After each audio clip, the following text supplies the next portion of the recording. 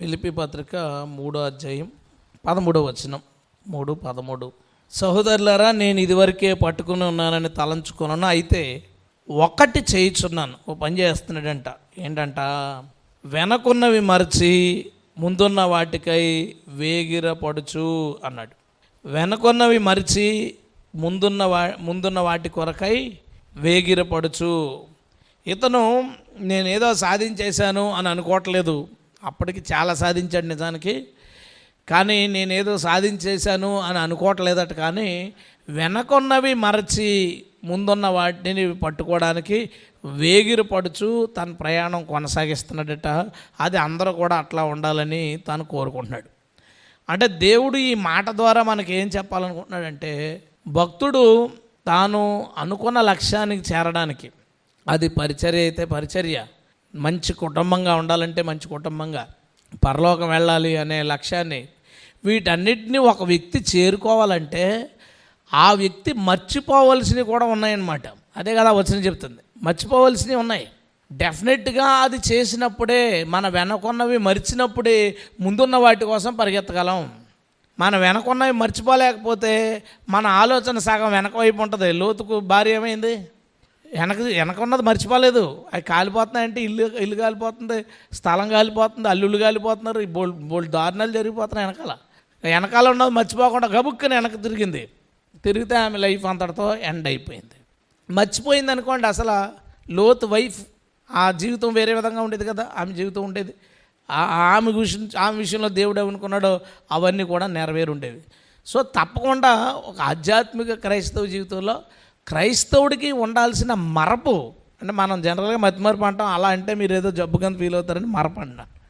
మనకి ఉండాల్సిన మరపు, మనం మర్చిపోవలసిన విషయాలు ఉన్నాయి. అవి తప్పకుండా మర్చిపోవాలి. అవి మర్చిపోకుండా మనం సాధించాల్సినవి అసలు సాధించలేం. అయితే ఈరోజు విషయాల్ని, అంటే కొన్నిసార్లు కొన్ని కోణాల్లో ఏంటంటే, ఇలాంటి చెప్పినా మన వాళ్ళు మారతారేంటి అని అనిపిస్తుంది. అయితే నేను చర్చికి వచ్చినప్పుడు లోపలికి వెళ్తుంటే ఈ రేక్ షెడ్ ఉంది కదా, మన రేక్ షెడ్ది వాటర్ డ్రాప్స్, వర్షం డ్రాప్స్ నేల మీద పడతాయి. మీరు అలా వెళ్ళినప్పుడు సందులో చూడండి, వాటర్ డ్రాప్ పడిన చోట కాంక్రీట్ వేసాం. యాక్చువల్గా మనం కింద వెనకాల సందులో కాంక్రీట్ వేసి చాలా తిక్కుపాళ్ళతో మనం పైన ప్లాస్టింగ్ చేసాం. దానికి హోల్స్ పడినాయి. వాటర్కి ఎంత బలం ఉంటుంది? వాటర్కి ఉన్న బలం ఎంత ఉంటుంది? కాంక్రీట్ని అరగదేసేంత, కాంక్రీట్కి హోల్స్ పెట్టేసేంత, ఏదో డ్రిల్లింగ్ మెషిన్తో పెట్టినట్టుగా హోల్స్ పడినాయి. అది చూసినప్పుడు అనిపించింది ఏంటంటే, ఒక నీటికి కాంక్రీట్ లాంటి దాన్ని పడగా అరగదీసేంత బలం ఉన్నప్పుడు, దేవుని వాక్యంతో అలా రుద్దగా ఈరోజు కాకపోతే రేపైనా మన వంకరలు పోకుండా ఉంటాయా? మన లోపాలు దిద్దపడకుండా ఉంటాయా? ఎంత మొండిగా ఉన్నా ఏమన్నా వాక్యం పవర్. ఎందుకంటే వాక్యాన్ని నీరని అన్నారు కదా. సో ఈ నీరు పడితే రాళ్ళు లాంటివి అరగిపోకుండా ఉంటాయా? చూడండి, నదుల్లో లోపల ఉండే రాళ్ళు చాలా స్మూత్గా ఉంటాయి. ఎందుకు స్మూత్ రాళ్ళు ఎవడన్నా పేర్చాడా? కాదు, అవి కూడా ఆ రాళ్లే, మామూలు రాళ్లే. నీరు జర్నీ చేసుకుంటా ఏం చేసిందంటే దాన్ని అరగొట్టేస్తుంది. అరగొట్టి స్మూత్గా అయిపోద్ది. అలా అయిపోతారేమని ఆశపడ్డం తప్పంటారా? తప్పే ఉంది. అంటే మీరు రాళ్ళని ఒప్పేసుకుంటున్నారు. మేము రాళ్ళమే, అయితే అరుగుతాంలే, ఏదో ఎప్పటికప్పుడు మీరు అలాగ నీరు పోతూ ఉండండి అని చెప్పినట్టు. నిజమే, అందరము అలాంటి వాళ్ళమే. అయితే దేవుడు మనల్ని చెక్కునుగాక. ఆమెన్, హల్లెలూయా. తప్పగా ప్రభు మనతో మాట్లాడాలి. దేవుని మార్గంలో మనం మర్చిపోవాల్సింది. ఎందుకంటే ఈ ప్రసంగం మీకు చాలా ఇంపార్టెంట్, నాకు తక్కువ ఇంపార్టెంట్. ఎందుకంటే నేను గుర్తుపెట్టుకోవాలనుకున్నాయే నాకు గుర్తుండవు, అలాంటి మర్చిపోవాలనుకున్నా ఎందుకు గుర్తుంటాయి? కాబట్టి పెద్దగా నాకు ఎక్కువ దీని గురించి స్ట్రెస్, కొన్ని పాయింట్లు నాకు స్ట్రెస్ తీసుకోవాల్సినవి ఉన్నాయి, కానీ కొన్ని మాత్రం నాకు చాలా ఈజీ. ఎందుకంటే మర్చిపోతాను సింపుల్గా. అవి మన వల్ల కాదు. ఒకవేళ గుర్తుపెట్టుకోవాలంటే ఏదో చేయాలి తప్ప మర్చిపోవాలంటే నాకు పెద్ద ప్రాబ్లం కాదు. కాకపోతే మీరు అందరూ తెలివైన వాళ్ళు కాబట్టి, జ్ఞాపక శక్తి మీకు బాగుంటుంది కాబట్టి మీకే ఎక్కువ ఇబ్బంది వెనకున్న వాటిని మరవడం అనే విషయం. దేవుడు మనతో మాట్లాడునుగాక. ఏంటంటే మూలవాక్యము, వెనకున్నవి మరిచి ముందున్న వాటికి కొరకు వెళ్ళాలి. ఏం మర్చిపోవాలి? మన వెనకాల ఉన్నవంటే మన వెనకాల ఉన్న వస్తువులా, మన వెనకాల ఉన్న మనుషులా, అసలు వెనకున్నవి వేటిని మర్చిపోవాలని దేవుడు మాట్లాడుతున్నాడు. యెషయా గ్రంథం 40 3వ అధ్యాయం, యెషయా గ్రంథం 43వ అధ్యాయం 25వ వచనం. నేనే నా చిత్తానుసారముగా నీ అతిక్రమములను తుడిచివేయుచున్నాను, నేను నీ పాపములను జ్ఞాపకము చేసుకొనను. మరల చదువుతున్నాను. నేనే నా చిత్తానుసారముగా నీ అతిక్రమములను తుడిచివేయుచున్నాను, నేను నీ పాపములను జ్ఞాపకము చేసుకొనను. దేవునికి స్తోత్రం, హల్లెలూయా. దేవుడు మాట్లాడుతున్న మాట ఏంటంటే, ఆయన మన పాపాలని జ్ఞాపకం చేసుకోడంట. ఎప్పుడు జ్ఞాపకం చేసుకోడు? ఎప్పుడు మర్చిపోతాడు వాటిని? మనం ఒక పాపం చేసినప్పుడు, ఒక లోపం మనలో దొర్లినప్పుడు దానిని ప్రభు దగ్గర అంగీకరించి నిజంగా ఒప్పుకుని, ఇలా ఎందుకు చేశాను, ఇలా ఎందుకు చేశాను, అసలు నేను ప్రభుని నమ్ముకున్నాను కదా, ఇలాంటి ప్రవర్తన నేను ఇలా చేశాను, ఇలా అనేసానేంటి, ఇలా చూశానేంటి, ఇలాంటిది చూశానేంటి, ఇలాంటి చోటుకి వెళ్ళానేంటి అని మన మనసులో లోతైన పశ్చాత్తాపం, దుఃఖం వస్తుంది. వచ్చినప్పుడు మోకరించి, ప్రభా నన్ను క్షమించు, ఇలా చేశాను, ఇంకెప్పుడు చేయను అని అన్నప్పుడు దేవుడు ఏం చేస్తాడంట? వాటిని ఎన్నడూ జ్ఞాపకము చేసుకొనడు. హల్లెలూయా. వాటిని ఆయన వెనక వేసేసుకుంటాడంట. ఇంకా దాన్ని ఆయన జ్ఞప్తిలోకి రాదంట, తీసుకోడంట. మనం మర్చిపోవలసింది ఏంటో తెలుసా? మనం వన్స్ ఒప్పేసుకుని మన లోపాలను విడిచిపెట్టేసిన తర్వాత వాటిని నువ్వు జ్ఞాపకం చేసుకోవద్దు. వాటిని నేను ఇలాంటి పని చేశాను, ఇదేంటి నేను ఇలా చేశాను, దేవుడు నాతో మాట్లాడతాడంటావా? నువ్వు క్షమించమని అడిగేసావు కదా, అయిపోయింది. చాలాసార్లు చాలామంది క్రిస్టియన్స్లో ఎట్లా ఉంటుందంటే, దేవుడు వాళ్ళని క్షమిస్తాడు కానీ వాళ్ళు క్షమించుకోరు. దేవుడు వాళ్ళని క్షమించాడు కానీ వాళ్ళు నేనేంటి ఇలా అన్నాను, ఇలా చేశాను, ఇలాంటి పని చేశానంటే పదే వాళ్ళు నొచ్చుకుంటూ ఉంటారు. ఇది ఒక సమస్య. ఇంకో సమస్య ఏంటంటే, దేవుడు నిన్ను క్షమించేశాడు, నువ్వు కూడా అమ్మాయి అనుకున్నావు, వదిలేసావు. నీ పక్కన వాళ్ళు క్షమించరు, వాళ్ళు జ్ఞాపకం చేస్తుంటారు. నువ్వు అప్పుడు అలా చేయలేదంటే, అంటే దేవుడు వరం ఇచ్చినా పూజారి వరం అంటారు కదా, అలాగా దేవుడు క్షమించాడు, పక్కన వాళ్ళు క్షమించరు, వాళ్ళు జ్ఞాపకం చేస్తుంటారు. నువ్వు ఇలా చేయలేదంటే, అప్పుడు నువ్వు ఇలా అనలేదంటే, వాళ్ళు మారడానికి టైం పట్టచ్చు. వాళ్ళ విషయం పక్కన పెట్టి వాళ్ళు నేను తప్పు అని వాళ్ళ గురించి మాట్లాడలేదు. నేను చెప్పాలనుకుంటున్నది ఏంటంటే, వాళ్ళు జ్ఞాపకం చేశారనో లేదంటే నువ్వే వాటిని జ్ఞాపకం తెచ్చుకుని దేవుని దగ్గరికి వెళ్ళడానికి ఇబ్బంది పడద్దు.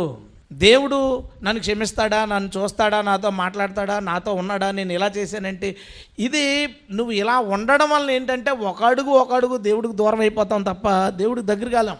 కొంతమంది ఏంటంటే మంచి భక్తి చేస్తా ఏదో ఒక కారణాలు, ఏదో ఒక ఇబ్బందులు, లేదా ఏదో ఒక బిజీ వలన దేవుడికి కొంచెం దూరం అవుతారు.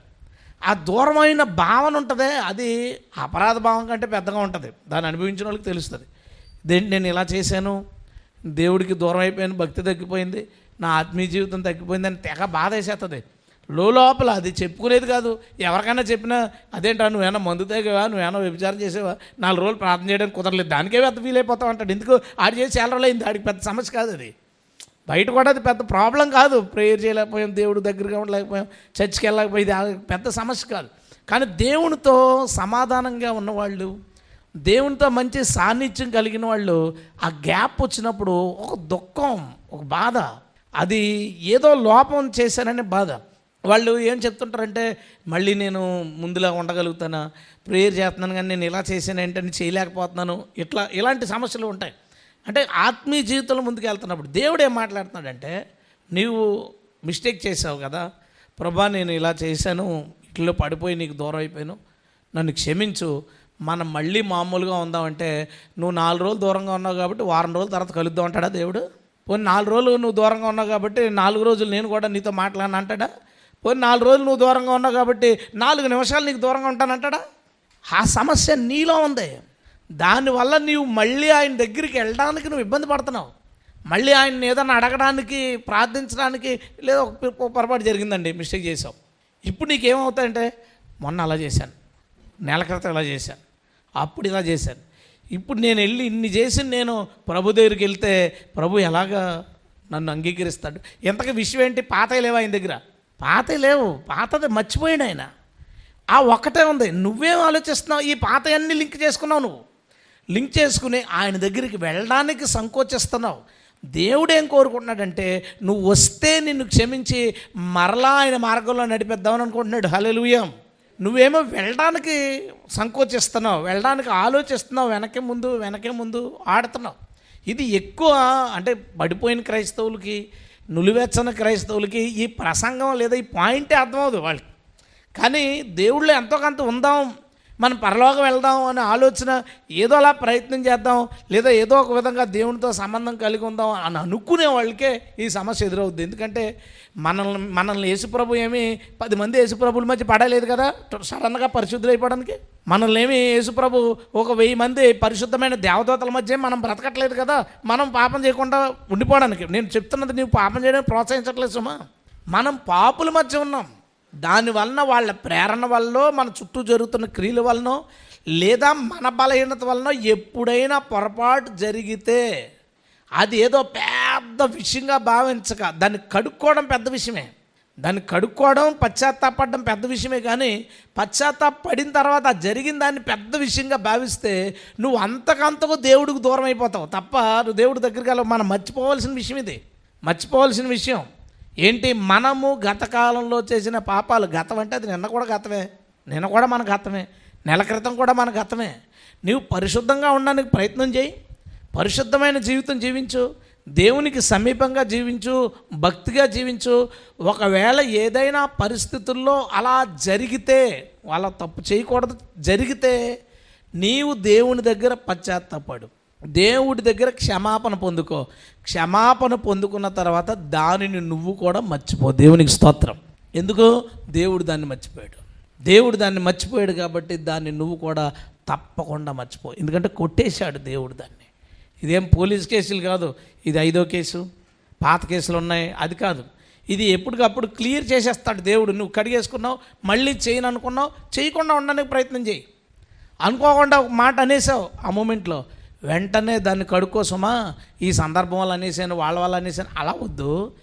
నీవు లోతుగా ఒప్పుకున్న దాన్ని విడిచిపెట్టిన దాన్ని మళ్ళీ చేయకు, మళ్ళీ జ్ఞాపకం కూడా చేసుకోవద్దు. యవనస్తులు కూడా చెప్తాను అందరికీ.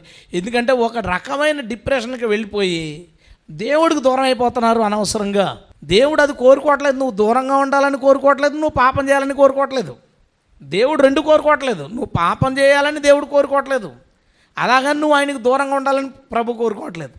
నువ్వు పాపం చేస్తే ఒప్పుకుని కడుక్కుని ఆయనకు దగ్గరగా ఉండాలని కోరుకుంటున్నాడు. మనం లింక్ చేసుకునే కొద్దీ ఇవి పెద్దవి అయిపోతాయి, దూరం అయిపోతాం దేవునికి. కాబట్టి గతం అంతా వదిలేయండి. గతానికి సంబంధించిన ఏ పొరపాట్లు దొరిలాయో వాటిని ఒప్పుకోవలసినప్పుడు జ్ఞాపకం చేసుకుని ఒప్పుకోండి. మీరు ఒప్పుకున్నారు, విడుదలయ్యారనే కాన్ఫిడెన్స్ మీకు వచ్చిందా, ఇక దాన్ని ఎన్నడూ జ్ఞాపకం చేసుకోవద్దు. ఎందుకంటే దేవుడు చెప్తున్నమాట, నేను వారి దోషములను ఎన్నటికీ జ్ఞాపకం చేసుకోను. దేవునికి స్తోత్రం. హల్లెలూయా. కాబట్టి మర్చిపోవలసింది ఏంటి?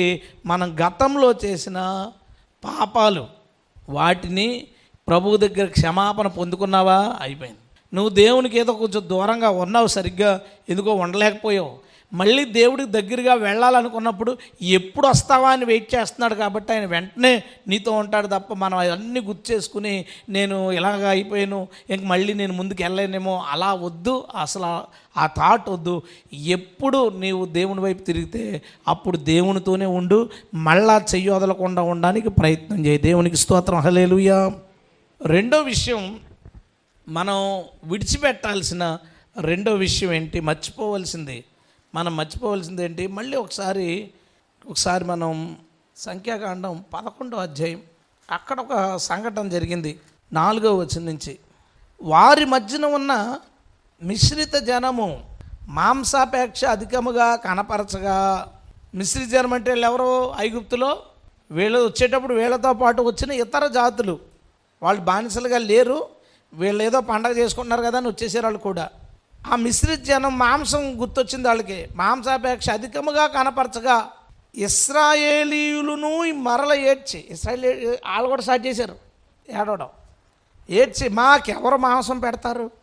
ఐగుప్తులో మేము ఉచితముగా తినిన చేపలు, కీరకాయలు, దోసకాయలు, కూరాకులు, ఉల్లిపాయలు, తెల్లగడ్డలు జ్ఞాపకం వచ్చున్నాయి.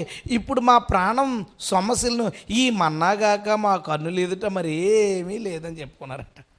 వాళ్ళ బాధ ఎంత పెద్ద బాధ వచ్చిందో చూడండి. వీళ్ళకి ఏమన్నారు, వాళ్ళు ఏడుపులో అన్నారా, ఆలోచించి అన్నారా, నాకు అర్థం కాలేదు. కానీ ఇప్పుడు మిస్రి జనాంగం ఏడుస్తున్నారు. ఓకే, ఎందుకు ఏడుస్తున్నారు? ఐగుప్తులో వాళ్ళకి బోల్డ్ సంపద, ఎందుకంటే ఈ బానిసలుగా వాడుకుని ఇల్లు కట్టించుకుంటున్నారు, కావాల్సినవి కట్టించుకుంటున్నారు, ఫ్రీ, ఏ పని చేయక్కర్లేదు. 4 మొదలు పెడితే వాళ్ళు ఇశ్రాయేలుకి ఏమన్నా ఆస్తికి కూర్చుకున్నారు, వాళ్ళకి రూపాయి లేదు వాళ్ళ దగ్గర. కాబట్టి ఐగుప్తీలు అన్ని విధాలా డెవలప్ అయ్యారు. వాళ్ళ పశువుల విషయంలో వాటి విషయంలో డెవలప్ అయిపోయారు, బాగున్నారు. వాళ్ళు బాగుండి మంచి తిండి తిండా అంతా బాగున్నారు. కాబట్టి వాళ్ళకి ఒకవేళ మాంసం గుర్తెత్తే గుర్తు రావచ్చు. వీళ్ళేమన్నారు, ఐగుప్తీలు ఇశ్రాయేలును ఉచితంగా మేము తిన్న చేపలో మాంసం ఉచితంగా తిన్నారా?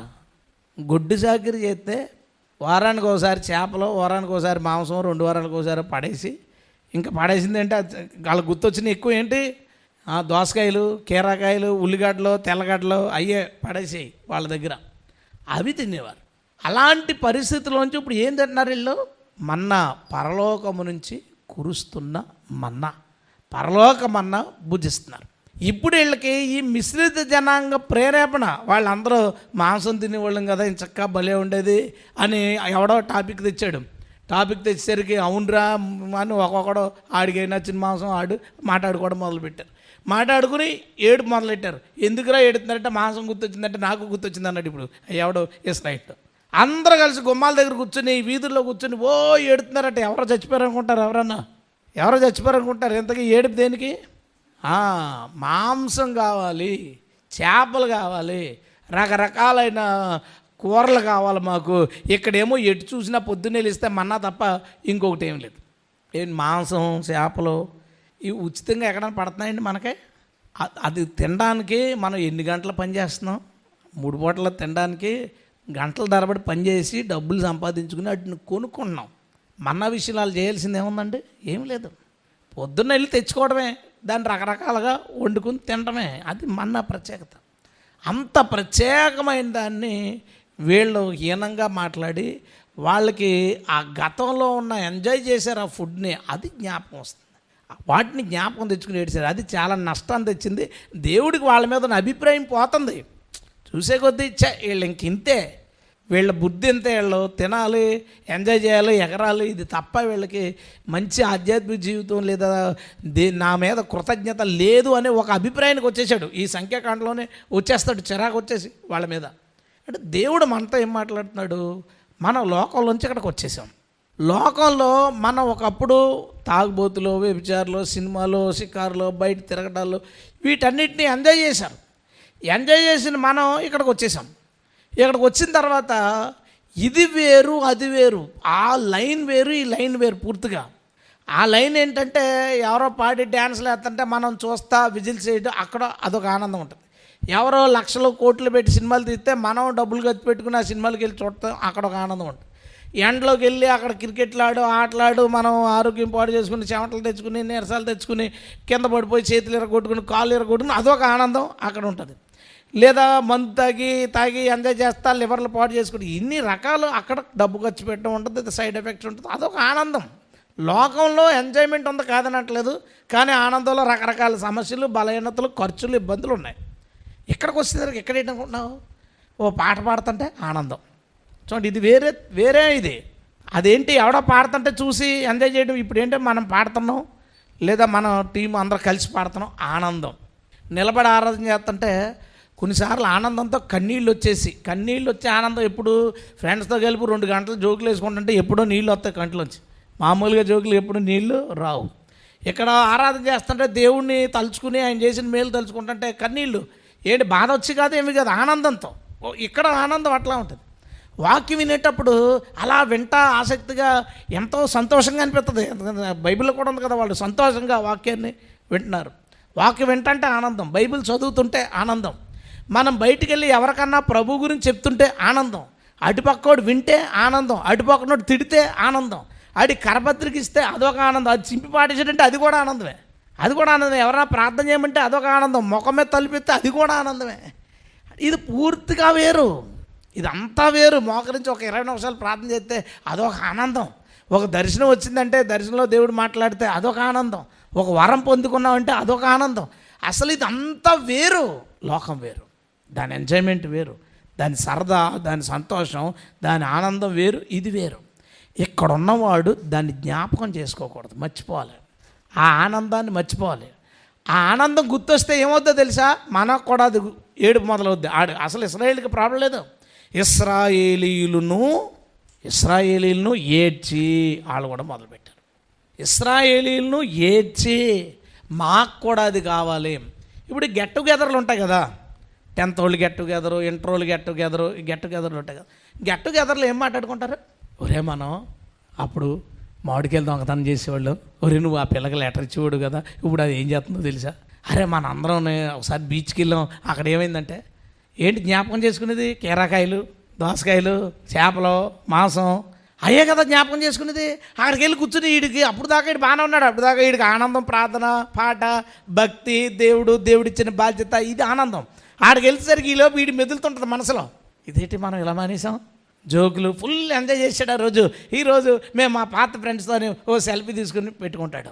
అక్కడి నుంచి ఆడి మనస్తత్వం మారిపోతుంది, ఆలోచన విధానం మారిపోతుంది. మనం అలాంటి వాటికి వెళ్ళొద్దన్నాం అనుకోండి. ఎందుకంటారు ఈ పాస్టర్ గారు చాలా స్ట్రిక్ట్ అండి. ఏమవుతుంది? ఇదే అవుతుంది. అక్కడికి వెళ్ళి కూర్చుని ఏం మాట్లాడుకుంటారు చెప్పండి? అరే నువ్వు ఆ గుడికి వెళ్ళేవాడివి, నువ్వేం ప్రార్థన చేసుకునేవాడు కదరా. ఎవడన్నా మాట్లాడుకుంటాడు అయ్యి అక్కడ? ఎవడన్నా మాట్లాడుకుంటాడు? చిన్నప్పుడు ఏంటో అలాంటి పనికి మళ్ళీ పనులు చేసేవాళ్ళు ఏంటో, సార్లను తిట్టేవాళ్ళం. సార్లు మనకి గురువులు, దేవుడితో సమానం అంటాడు ఎవడైనా? అంటావు. అక్కడికి వెళ్ళి మనం వేసిన పాత వేషాలు చెప్పుకుంటాం. అందుకనే దుష్ట సాంగత్యము మంచి నడవడిని చెరుపును అని అన్నాడు. మనం దుస్తుల దగ్గర కూర్చున్నప్పుడు ఆడు ఏడ్చే ఏడుపు వేరు, ఆడ ఆరాటం వేరు, ఆడ ఆనందం వేరు, ఆడి తపన వేరు, ఆడి తాపత్రయం వేరు, మనందరి తపన వేరు, మన ఏడుపు వేరు, మన ఆశ వేరు, మన ఆలోచన వేరు. దానికి మనకి ఎంత తేడా ఉంది?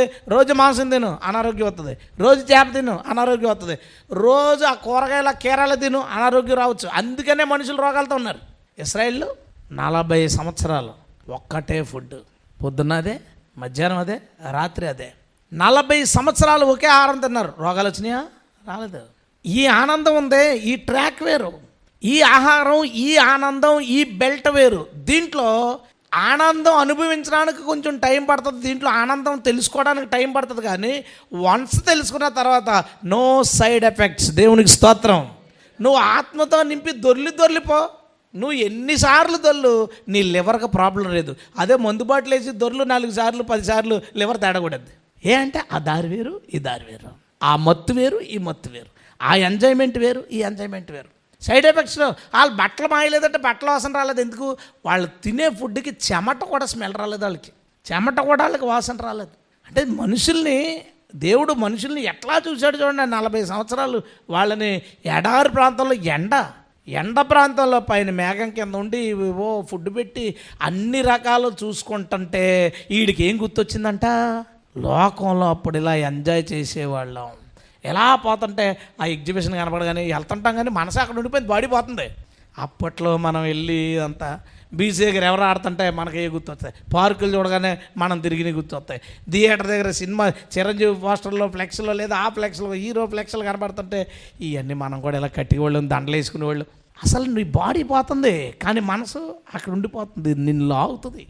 నిన్ను లాగి దేవుడికి నీ మీద ఉన్న అభిప్రాయం పాడు చేస్తుంది. అందుకే మనం మర్చిపోవాల్సింది ఏంటో తెలుసా? లోకంలో అనుభవించిన సంతోషాలను మర్చిపోవాలి, పాపంలో అనుభవించిన ఆనందాలను మర్చిపోవాలి. రెండవది, మొదటిది నువ్వు పాపాలు చేసావు, క్షమాపణ పొందుకున్నావు కదా, ఆ పాపాలు మర్చిపో. రెండోది ఏం మర్చిపోవాలంటే ఆ పాపంలో నువ్వు అనుభవించిన ఆనందం ఉందో దాన్ని మర్చిపో. ఎందుకంటే అది ఆ ఆనందం గుర్తొస్తే దీన్ని ఎంజాయ్ చేయలేవు. అసలు దీని ఎంజాయ్మెంట్లో ఏం సైడ్ ఎఫెక్ట్లు ఉన్నాయండి? దీనిలో ఏ అవమానం ఉందండి? దేవుణ్ణి స్తుతించడంలో, ఆరాధించడంలో, ప్రార్థించడంలో, ఆయన మార్గంలో సాగిపోవడంలో, ఈ సంతోషంలో ఏ విధమైన దుఃఖం ఉంది? ఈ సంతోషంలో ఏ సైడ్ ఎఫెక్ట్లు ఉన్నాయి? ఈ సంతోషంలో ఏ అనారోగ్యం ఉంది? ఈ సంతోషంలో ఏ అవమానం దాగి ఉంది? ఏమీ లేదు. ఇక్కడ సంతోషం ఉంది, సంతోషం మాత్రమే ఉంది. హల్లెలూయా. అందుకే ఏమన్నాడు? ఆనందించండి. మరలా చెప్తున్నాను, ఆనందించండి, ప్రభువులో ఆనందించండి. ఇక్కడ ఉంది ఎంజాయ్మెంట్, అక్కడ ఉంది. దేవుని రాజ్యం అనగా పరిశుద్ధాత్మ యందలి సంతోషం, పరిశుద్ధాత్మ యందలి ఆనందమును అని అన్నాడు. అంటే అక్కడ ఉంది ఇక్కడ ఉంది, అక్కడికి ఇక్కడికి తేడా ఏంటంటే అది మనుషుల్ని చెరుపుతుంది, అందులో వివాదం ఉంది, అందులో చావులు ఉన్నాయి, చంపుకుంటున్నారు, దెబ్బలాడుకుంటారు, దొంగతనాలు ఉన్నాయి, నాశనాలు ఉన్నాయి, అనారోగ్యాలు ఉన్నాయి, ఖర్చులు ఉన్నాయి, కుటుంబాలు విడిపోవడాలు ఉన్నాయి ఆ ఎంజాయ్మెంట్లో.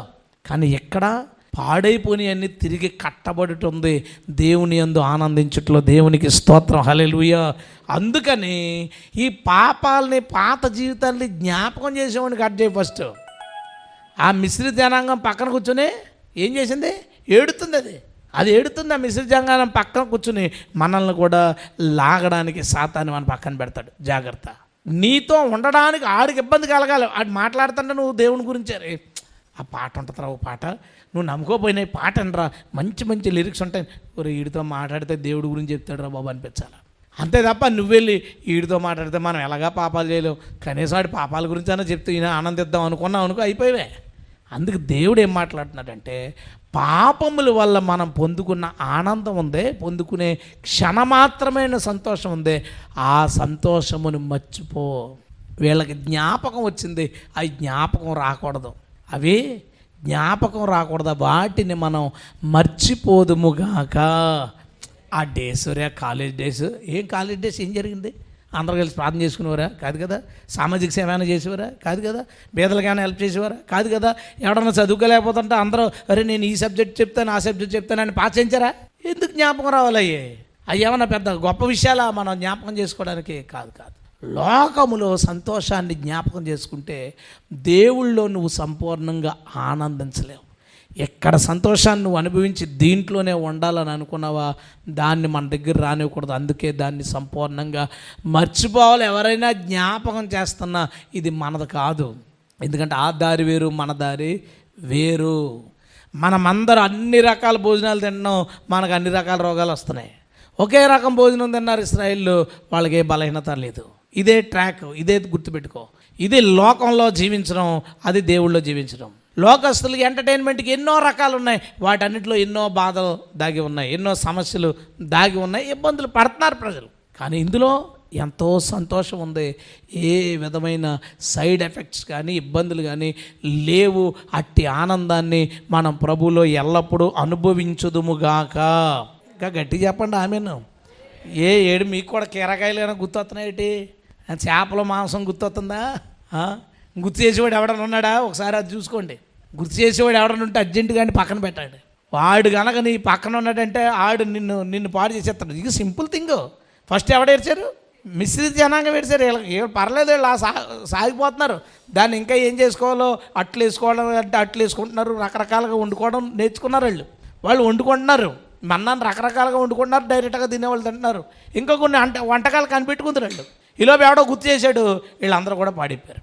కాబట్టి జాగ్రత్తగా ఉందాం, దేవుడు మనకి సహాయం చేయునుగాక. హల్లెలూయా. మూడో విషయం మనం మర్చిపోవలసింది ఫిలిప్పీ పత్రిక 3వ అధ్యాయం. తను ఆ స్టేట్మెంట్ ఇచ్చే ముందే తన వెనకాల ఏం వదిలేడో చెప్పాడు. 3వ అధ్యాయంలో 5వ వచనం నుంచి 4 నుంచి చదువుదాం. కావాలి అనుకుంటే నేను శరీరమును ఆస్పదము చేసుకొనవచ్చు, మరి ఎవడైనను శరీరాన్ని ఆస్పదం చేసుకోవాలనుకుంటే నేను అందరికంటే ఎక్కువగా చేసుకోగలను. ఎందుకంటే 8వ దినాన్ని సున్నతి పొందాను, ఇశ్రాయేలు వంశపు వాడనై, బెన్యామీను గోత్రములో పుట్టి, హెబ్రీల సంతానమైన హెబ్రీయుడునై, ధర్మశాస్త్ర విషయమై పరిసయుడినై, పరిసయుడట మనోడు, ఆసక్తి విషయము సంఘముని హింసించువాడనై, ధర్మశాస్త్రం వలన నీతి విషయము అనింద్యుడనై ఉంటిని. చాలా ఉన్నాయి అయ్యగారికి. అయినను ఏవేవి నాకు లాభకరములై ఉండెనో వాటిని క్రీస్తు నిమిత్తము నష్టముగా ఎంచుకుంటేని. దేవునికి స్తోత్రం. పౌలు ఏం మర్చిపోయాడు? నేను సన్హెద్రిన్ సభలో జడ్జిని అనే విషయం మర్చిపోయాడు. నేను ధర్మశాస్త్ర ఉపదేశకుని మర్చిపోయాడు. నేను పరిసయుడిని అనే సంగతి మర్చిపోయాడు. పెద్ద వంశం గలవాడిని అనే సంగతి మర్చిపోయాడు. వాటన్నిటినీ మర్చిపోయి పౌలు నువ్వెవరంటే యేసుక్రీస్తు దాసుణ్ణి అన్నాడంతే. హల్లెలూయా. అయిపోయింది. అన్నిటినీ పెంటగా ఎంచుకున్నాను అన్నాడు. ఏకంగా వదిలేశాడు అన్నిటినీ. మనం మర్చిపోవలసినవి ఉన్నవి ఏంటంటే, మనం ప్రభువులోకి రాకముందు మన జన్మతః మనకున్న కొన్ని ఘనతలు, మన చదువు వలన మనకు వచ్చిన ఘనతలు, మన టాలెంట్ల వల్ల మనకు వచ్చిన ఘనతలు, రాజకీయం వల్ల మనకు వచ్చిన ఘనతలు, మన తల్లిదండ్రుల నుంచి మనకు వచ్చిన ఘనతలు, ఇలా కొన్ని ఘనతలు మనకు ఉంటాయి. ఆ ఘనతల్లో దేన్ని పట్టుకుని రావద్దు ఇక్కడికి. దేన్ని పట్టుకుని క్రైస్తవుడిగా అంటే ఎక్కడికంటే చర్చికి రాకుండా, చర్చిలో కింద కూర్చుంటానండి నేను, నువ్వు కింద కూర్చున్నా బయట నీ జీవితం ఏంటి అది చెప్పు. ఇక్కడ ఎలాగ నువ్వు పైన కూర్చుంటాను, నాకు కుర్చీలేమి ఇక్కడ కిందే కదా కూర్చోవలసింది. అది కాదు నేను చెప్పేది. దేవుడు మనతో మాట్లాడుతున్నది ఏంటంటే, నువ్వు ముందుకు పరిగెత్తాలంటే వెనకున్న వాటిని మర్చిపోవాలి. ఆ వెనకున్న దాంట్లో నీ పుట్టుక వల్ల నీకు ఒక కులం వస్తుంది ఈ సొసైటీలో. ఆ కులం మీ ఊరిలో గొప్పది కావచ్చు, మీ ఏరియాలో గొప్పది కావచ్చు, లేదా కులస్తుడు అనుకోకుండా మీ ప్రాంతంలో ఎమ్మెల్యే అయిపోయి ఉండొచ్చు, ఎంపీ అయిపోయి ఉండొచ్చు, లేదా కులస్తుడు సీఎంఓ పిఎంఓ అయిపోయి ఉండొచ్చు. పుట్టుక వల్లనే నీకు ఘనత వచ్చి పడింది. అది యేసు ప్రభు దగ్గరికి వచ్చిన తర్వాత వదిలేలట. పౌలు వదిలేసాడా? జన్మత బెన్యామీను గోత్రికుడు, అంటే మొట్టమొదట రాజుల్ని దేవుడు ఎన్నుకున్న గోత్రికుడు పౌలు. పైగా ఆ మొట్టమొదటి రాజు పేరు పెట్టారు తనకి, సౌలు, ఆ పేరు పెట్టేశారు. అంటే అంత ఘనత పుట్టుక వలన ఉంది. కానీ దాన్ని ఏం చేశాడంట, ఆయనను ఏవేవి నాకు లాభకరములో వాటన్నిటి యేసుక్రీస్తు నిమిత్తం నష్టముగా ఎంచెను. దేవునికి స్తోత్రం. అద్భుతమైన మాట చెప్పాడు. అసలు నేటి సేవకులు క్రైస్తవులు ఈ మాట పాటిస్తే ఎంత బాగుంటుందో. వాళ్ళకి ఎంత ఎక్కడికి వెళ్ళు ఆ పుట్టుక వల్ల వచ్చే కులం ఉంటుంది, ఆ పొగరు ఉంటుంది, ఆ పాస్టర్కి ఆ క్యాస్ట్ పొగరు ఉంటుంది. ఏంటంటే మేము రోషంగా ఉంటామండి దేవుడి కోసం, ఎందుకంటే మేము రెడ్లు అన్నాడు ఒక ఆయన. ఇప్పుడు మన బైబిల్లో రాసినప్పుడు మీరు దోషం లేకుండా ఉండండి, విశ్వాసంతో ఉండండి, రెడ్లైన వాళ్ళు మాత్రం పౌరుషంగా ఉండండి అని ఉందా? యేసుప్రభుని నమ్ముకున్న వాళ్ళు అందరూ పౌరుషంగానే ఉండాలి. హల్లెలూయా. అంటే అతని మైండ్లో ఏమిటంటే, మనం ఇది కాబట్టి నీ పుట్టుక వలన, నువ్వు పుట్టిన స్థలం వలన నీకు ఒక ఆధిక్యత రావచ్చు. యేసు ప్రభు నిమిత్తం అదంతా నష్టంగా ఎంచుకోవాలి. హల్లెలూయా. మీ నాన్న పెద్ద పొలిటీషియన్ కావచ్చు, ప్రెసిడెంటో లేకపోతే ఎంపీటీసీయో ఎవరితో ఇంకా పెద్ద అయినా కావచ్చు. దాని వలన నువ్వేమి చేయకపోయినా నీకు ఒక ఘనత వస్తుంది, అంతే కదా, కామను. నువ్వేం చేయకపోయినా ప్రెసిడెంట్ గారు అబ్బాయి లేదా ఎమ్మెల్యే గారు అబ్బాయి ఒక ఘనత వస్తుంది. ఏమన్నాడంటే దేవుడు, నువ్వు ఆ ఘనతలు చూసుకుంటే, వాటిని చూసుకుంటే, పౌలు చెప్పిన మాట, నేను ఏ స్థితిలో ఉన్నానో ఆ స్థితిలో సంతృప్తి పడడం నేర్చుకొనిచున్నాను. హల్లెలూయా. అది సాధ్యమవుద్దా మనకి? మన ఘనత ఒకప్పుడు బాగా బతికామండి, డబ్బులుంటే అంతా బాగా బతికాం, తర్వాత పాడైపోయాం, దేవుడిని ఏదో నమ్ముకున్నాం, దేవుడు అలాగా చూస్తున్నాడు, మన జీవితం కొనసాగుతుంది. అన్నం గిన్నె దగ్గర కూర్చోగానే ఒకప్పుడు డైనింగ్ టేబుల్ మీద కూర్చుని 4-5 రకాల కూరలు వేసుకుని తినేవాళ్ళం అని గుర్తెచ్చుకున్నావు అనుకో. నువ్వు ఈ పప్పుసారి నీకు ఎక్కుద్దా? అవి ఊహించుకున్నంత మాత్రం వచ్చి పడతాయా? రావు. తినాల్సిందేముంది ఆ పప్పుసారే. దాన్ని సంతోషంగా తింటే ఎంత బాగుంటుంది. ఇలా పడుకుని పరుపు అలా దిగిపోతుంటాయి. ₹1,00,000 పరుపు మీద పడుకునేవాడిని. సో వాట్, ఏంటి ఇప్పుడు? లేదు కదా అది. నువ్వు నీ గతంలో నువ్వు అనుభవించిన గొప్ప వాటిని, నీ గొప్ప స్థితిని నీ మైండ్లో పెట్టుకున్నంతకాలం ఈరోజు నీ జీవితాన్ని నువ్వు సంతోషంగా గడపలేవు. మనకేం మొన్నటి వాళ్ళం కాదు, అయిపోయింది, మొన్నటి జీవితం అయిపోయింది. నిన్న ఈరోజు ఏంటో అదే మనం. రేపు మనకు ఉందా లేదో తెలీదు. మొన్నటి గురించి వదిలే, మనం నిన్న ఈరోజు ఈ 2 రోజులు వీటి గురించే. ప్రజెంట్ లైఫే మనం బ్రతికేది, ప్రజెంట్ లైఫే. ఈ గతంలో నీకేం ఘనతలు గొప్పలు ఉన్నాయో వాటన్నిటినీ నష్టంగా ఎంచుకో. దేవునికి స్తోత్రం. మా రెండో అన్న రాజశేఖర్ రెడ్డి గారు ముఖ్యమంత్రిగా ఉన్నప్పుడు మా రెండో అన్నయ్య కాకినాడలో కాంగ్రెస్కి యూత్ ప్రెసిడెంట్. మా రెండో అన్న నాకు లీగల్గానో లేదా స్టేషన్ వైజ్గా ఏదైనా అవసరం వచ్చినా మన దేవుడి వైపు చూసేది తప్ప ఆడికో మాట చెప్పను. నేను వాళ్ళ తమ్ముడిని, వాళ్ళకి ఏదేది నాకు లాభకరమో దానిని నష్టంగా ఎంచుకోవాల్సిన అవసరం మన అందరికీ ఉంది. దేవునికి స్తోత్రం. అది వదిలే, ఇంకా అది వద్దు మనకి. అటుపక్క అతను రేజ్ అయిపోతున్నాడు, అతను కులం నేను పుట్టిన కులం ఒకటైతే దాన్ని వాడదాం, అసలు ఆ సెక్షన్ ఉండదు. ఎందుకంటే దానిని నేను నష్టంగా ఎంచుకున్నాను, పెంటగా ఎంచుకున్నాను. మన అందరం ఎంచుకోవాలా? మనకి చాలా ఉండొచ్చు. ఒకప్పుడు ఎవడైనా మాట అంటే పడివ్వండి కాదు, ఈరోజు పడాల్సి ఆ ఒకప్పుడు ఎందుకు నీకు అది వద్దు. ఒకప్పుడు నీకు పుట్టుక వలనో, పెరగడం వలనో, సొసైటీ వలనో, లేదంటే ఇంటి పేరు వలనో, కులం వలనో, రాజకీయ విషయంగానో నీకు ఏ ఆధిక్యత అయితే వచ్చిందో ఆ ఆధిక్యతను నువ్వు మర్చిపోవలసిందే. ఈ మార్గంలో ముందుకు వెళ్ళాలంటే నువ్వు ఆ పొగరుని నెత్తి మీద ఎక్కించుకుంటే ఇక్కడ నువ్వు దేవుడు చెప్పిన దాంట్లో ఇమ్మడలేవు. దేవుడు అనుకున్నట్టు నువ్వు బ్రతకలేవు, కుదరదు. అంటే జరిగే పరిస్థితులు ఒకలా ఉంటాయి. దేవుడు ఇక్కడ ఇలా ఉండు అని అంటాడు. ఇప్పుడు ఎలాగ చేతులు కట్టేసుకున్నట్టు ఉండాలా? ప్రభా, నేను ఇప్పుడు ఏమీ చేయకూడదా? నేను ఎలాంటి వాడిని? ఒకప్పుడు నా వెనకాల ఎంతమంది నువ్వు అది కాదురా, ఇప్పుడు నువ్వు యేసుప్రభుని నమ్ముకున్నావు, ఇప్పుడు వేరే మార్గంలోకి వచ్చేసాం, వేరే దారిలో ఉన్నాం మనం. ఏమండి హైవేలో వెళ్ళిపోతున్నాం కారులో 90, 100, 120 కొట్టుకుంటా పోతున్నాం. ఓ పొంత రోడ్డు వేయలేదు, గొతుకులు ఉన్నాయి, సన్న రోడ్డు 100 కొట్టేస్తావా? ఏమి కొట్టే, ఈ ఎదర టైర్ ఈ మూలకని వెనకాల టైర్ ఆ మూలక పోద్ది. ఆ దారి వేరు, ఈ దారి వేరు. నువ్వు ఆ దారిలో వెళ్ళినట్టుగా ఈ దారిలో వెళ్ళాలని అనుకోవద్దు. ఇది ఇరుకు. ఇది నువ్వు ఇటు అటు వెళ్తే మొత్తం గీసిపోతాయి, తొక్కలు ఊడిపోవటమే. ఇక్కడ నువ్వు జాగ్రత్తగా అలాగా ప్రభు నేను మాట్లాడొద్దు, అటు చూడొద్దు అంటే అటు చూడొద్దు, ఇటు చూసామంటే ఏదో కూర్చోపోద్ది మనకి. ఇరుకు రోడ్డు ఇది. ఏదో ఇప్పుడు ఇన్స్టాలోను వాటిలోనూ స్వాతంత్రాన్ని పాడు చేసేస్తున్నారు చాలామంది. నువ్వు ఎన్ని చెప్పరా బాబు, ఇది ఇరుకు మార్గం అని చెప్పాడు. ఇది ఇరుకే. దేవునికి స్తోత్రం. ఈ ఇరుకు దారిలో దీని ప్రయాణంకి నువ్వు వెళ్ళాలంటే ఏదేది నీకు ఘనత అనుకున్నావో దాన్ని పోగొట్టుకోవాలి. అది పోగొట్టుకోకపోతే ఇక్కడ ఈ తగ్గింపు, దీనత్వం, మంచితనం, మాట పడ్డం, లోబడ్డం, దేవునికి విధేయులుగా ఉండడం, ఇవన్నీ ఉన్నాయే, అవి సాధ్యం కాదు. ఎప్పుడు సాధ్యమవుతాయి? వెనకున్నది మర్చిపో. ఈరోజు నీ జీవితం ఏంటో దీనిని నువ్వు గడుపు. ప్రభువా ఈ ఆహారం ఇచ్చినందుకు స్తోత్రం. అదే వీడికి అప్పుడు తిన్నవన్నీ గుర్తొస్తే ఆ పప్పుచారాన్ని బట్టి స్తోత్రం చెప్తాడంటే, ఆహారం చేసి ప్రభువా ఎంత మంచి ఆహారం నువ్వు మాకు ఇచ్చినందుకు స్తోత్రాలని చెప్పగలుగుతాడా? ప్రభువా ఇలాంటిది తిన్నాను ఈరోజు, ఎప్పటికైనా నాకు అలాంటిది అని అడుగుతాడు. నీకున్న లైఫ్ని ఎట్లా ఎంజాయ్ చేయగలవు? ఒకప్పుడు నేను ఇలాంటి కారులో తిరిగేవాడిని, అలాంటి కారులో తిరిగేవాడిని, ఈరోజు ఇలా అయింది. నేను ఇంటోటాన్ని చాలామంది నొచ్చుకోవడం, చాలామంది బాధపడడం, మా లైఫ్ ఇంతకుముందు ఎలా ఉండేది.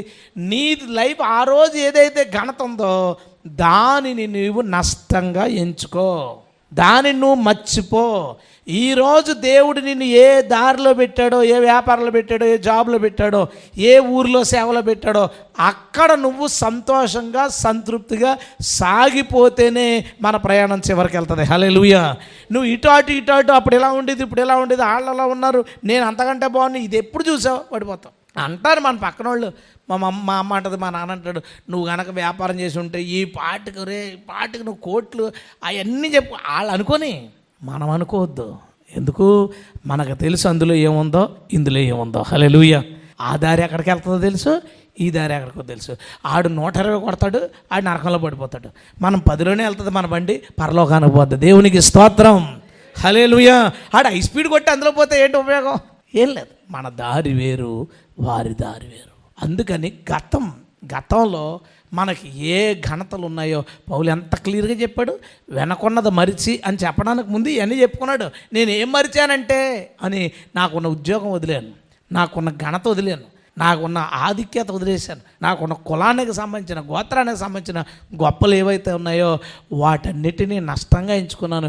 ఇప్పుడు నేను ఎవరిని అంటే యేసుక్రీస్తుకు దాసుని, యేసుక్రీస్తుకు పనివాడిని, మీలో ఒకడిని, నేను ఒక క్రైస్తవుణ్ణి మాత్రమే అని చెప్పుకుంటున్నాడు. దేవునికి స్తోత్రం.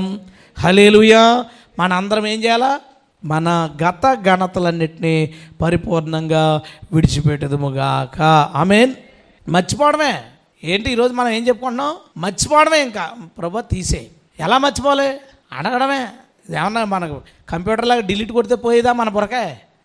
అలా పోదు కదా. అలా పోయేలంటే ఎన్ని తీసి పాడేద్దామో మనం, ఎన్ని తీసి పాడేద్దామో. అది చేయాల్సింది ఏంటంటే దేవుని అడుగు, ప్రభా ఇవన్నీ నేను మర్చిపోవడానికే సహాయించి మరిపించి నేను రెడీగా ఉన్నాను. నేను ఇంక దానికోసం నేను ఆలోచించను, నేను పట్టించుకోను. నాకు అర్థమైంది అవి నా లైఫ్ కాదు, అది నాది కాదు. ఈరోజు నాకు ఇచ్చిన జీవితం ఏదైతే ఉందో ఇదే నాది అని అనుకో. దేవుడు నీకు సహాయం చేస్తాడు, విడుదలవుతావు. దేవునికి స్తోత్రం. 4వ విషయంలోకి మనం వెళదాం. యెషయా గ్రంథం 43వ అధ్యాయం 18వ వచనం నుంచి చదువుతున్నాను చూడండి. మునుపటి వాటిని జ్ఞాపకం చేసుకోకండి, పూర్వకాలపు సంగతులు తలంచుకోకండి. ఇదిగో నేనొక నూతన క్రియ చేయుచున్నాను, ఇప్పుడే అది మొలుచును, మీరు దాన్ని ఆలోచింపరా? నేను అరణ్యములో త్రోవ కలగజేయుచున్నాను, ఎడారిలో నదులు పారజేయుచున్నాను అన్నాడండి. ఏం చేయాలంటే పూర్వం జరిగిన సంగతులు తలంచుకోవద్దు, మునుపటి వాటిని జ్ఞాపకం చేసుకోవద్దు. అరణ్యంలో నేను దారి కలగజేస్తాను, ఎడారిలో నీళ్ళు. అంటే ఒక్కానొక టైంలో ఈ క్రైస్తవుడికి ఎదురుకి చూసేసరికి అడవి, దారి లేని పరిస్థితి ఏర్పడింది జీవితంలో. ముందుకు ఏదో ట్రై చేశాడు, ఎందుకో ఫ్లాప్ అయిపోయింది, ఫెయిల్ అయిపోయాడు. చూసేసరికి అలా వెళ్తున్న ఒక ఎడారి దగ్గర ఉండిపోయాడు. అక్కడ నీళ్ళు లేవు, వ్యవసాయం చేయడానికి అవకాశం లేదు, గట్టి నవ్వడానికి అవకాశం లేదు. ఇలాంటి ఒక పరిస్థితి ఏర్పడినందుకు అతను అనుకుంటున్నాడంట, అయ్యో నా జీవితం ఎలా అయిపోయిందేంటి, నేను ప్రయత్నించింది అంతా ఓడిపోయినట్టు, నాకు ఇలాంటి అవమానాలు ఎదురైనాయి ఏంటి, ఇలాంటి దుఃఖం వచ్చిందంటే, ఇలా అప్పులైపోయినంటే అనుకుని బాధపడుతున్నాడట, ఏడుతున్నాడట. అయితే దేవుడు ఏమన్నాడంటే, నేను ఒక కొత్త పని ఒకటి చేద్దాం అనుకుంటున్నాను. దాని గురించి ఆలోచించట్లేదటి. దేని గురించి ఆలోచిస్తున్నాడు? ఇతడు ఫెయిల్ అయ్యి అడవి దగ్గరికి వెళ్ళిపోయాను నేను, లేదా ఒక ఎడారి దగ్గరికి వెళ్ళిపోయాను నేను, నా లైఫ్ ఇలా అయిపోయిందని వాటి వైపు చూస్తున్నాడు. కానీ దేవుడు ఒక కొత్త పని చేద్దాం అనుకుంటున్నాడంట. ఏం చేద్దాం అనుకుంటున్నాడంటే, నీవు అడివైనా సరే ప్రయాణం చేయడానికి, రోడ్డు వేయడానికి నేను సిద్ధంగా ఉన్నాను. హల్లెలూయా. అది ఎడారైనా సరే, నీవు పంట పండించడానికి చెరువు కాదు, ఏం చేస్తాడట, నదులు పారజేస్తాడట. దేవునికి స్తోత్రం. నువ్వు అక్కడ వ్యవసాయం చేయడానికి సిద్ధంగా ఉన్నావా అది అడుగుతున్నాడు. దేవుడు రెడీగా ఉన్నాడంట. నేను ఇది చేయడానికి సిద్ధంగా ఉన్నాను, నువ్వు అది చేయడానికి సిద్ధంగా ఉన్నావా? ఎప్పుడు చేయగలం అది అంటే, పూర్వకాలం జరిగిన సంగతుల్ని తలంచుకోవద్దు. మన పాస్ట్లో, మన గత జీవితంలో మనకి అవమానాలు ఎదురై ఉండొచ్చు, ఓడిపోయి ఉండొచ్చు, మనం ఏదైతే స్టార్ట్ చేసామో ఫెయిల్ అయిపోయి ఉండొచ్చు. దాంట్లో ఒక ఇంటర్వ్యూకి వెళ్ళారు, ఇంటర్వ్యూలో అట్టర్ ఫ్లాప్ అయిపోయింది. 4 రోజుల తర్వాత మళ్ళీ ఇంటర్వ్యూకి వెళ్ళాలి. ఇప్పుడు మనం ఫస్ట్ ఇంటర్వ్యూకి వెళ్ళినప్పుడు ఎలా చెప్పాలి, ప్రిపరేషన్ ఇదంతా ఉంటుంది. రెండోసారి ఇది ఫ్లాప్ అయిపోయి రెండోసారికి వెళ్ళేటప్పుడు ఏమవుతుందో తెలుసా, మొన్న అయిపోయింది అలా అయిపోద్దో ఏంటో, ఏం అడిగేస్తారో, టెన్షన్, భయము, బాధ, కాన్ఫిడెన్స్ పోయింది. ఆ రెండో ఇంటర్వ్యూ కూడా పోయింది. మూడో ఇంటర్వ్యూకి వెళ్ళమంటే, లేదంటమ్మా ఈరోజు ఇంటర్వ్యూ ఉంది, కానీ వెళ్ళడానికి వీడికి మనసలేదు. కారణం, ఓడిపోతానన్న భయం, ఓడిపోయిన విషయం గుర్తుకొస్తుంది. దేవుడు ఏమంటున్నాడంటే, అక్కడ అరణ్యంలో ఉంది కదా, ఓ రోడ్డు ఎత్తాను, వచ్చాయి, నువ్వు రాగలవా, నేను రోడ్డు వేస్తాను. నువ్వు పాట పాడడానికి అవకాశం ఇచ్చావు అనుకోండి, సడన్గా ఎవరికన్నా ఫస్ట్ సరే కాంగో సెట్ అవ్వలేదు, టైమింగు సరిగ్గా బాగా ప్రాక్టీస్ చేశారు, పాడలేకపోయారు అనుకుందాం. ఓ వారం గ్యాప్లో మళ్ళీ పాడమన్నాం అనుకో, ఇప్పుడు పాడలేను, గొంతు బాగలేదు. గొంతు బాగోపోవడం కాదు సమస్య. ఏంటంటే, మొన్న బాగా పాడలేకపోయాను, ఇప్పుడు కూడా పాడలేనేమో, వాక్యం ఇచ్చాం ఒకరికి, అవి రాసుకున్నాడు. మనం కొత్తగా వాక్యం చెప్పేవాళ్ళు ఏం చేస్తారంటే, ఏ మాట చెప్పాలో అది అన్నీ రాసేస్తారు. అక్కడ రాసేయడం వల్ల ఇలా పైకి చూసి ఇలా చూడబోదు, కిందలైన కనపడిపోయింది, ఇది కనెక్ట్ అవ్వట్లేదు అక్కడికి. ఇలా చెప్తుండగా ఎవరో ఒకరు ఇలా పక్కకు తిరిగారు, ఏంటి వాక్యం ఎక్కట్లేదంట, పక్కకు చూస్తున్నారేంటి.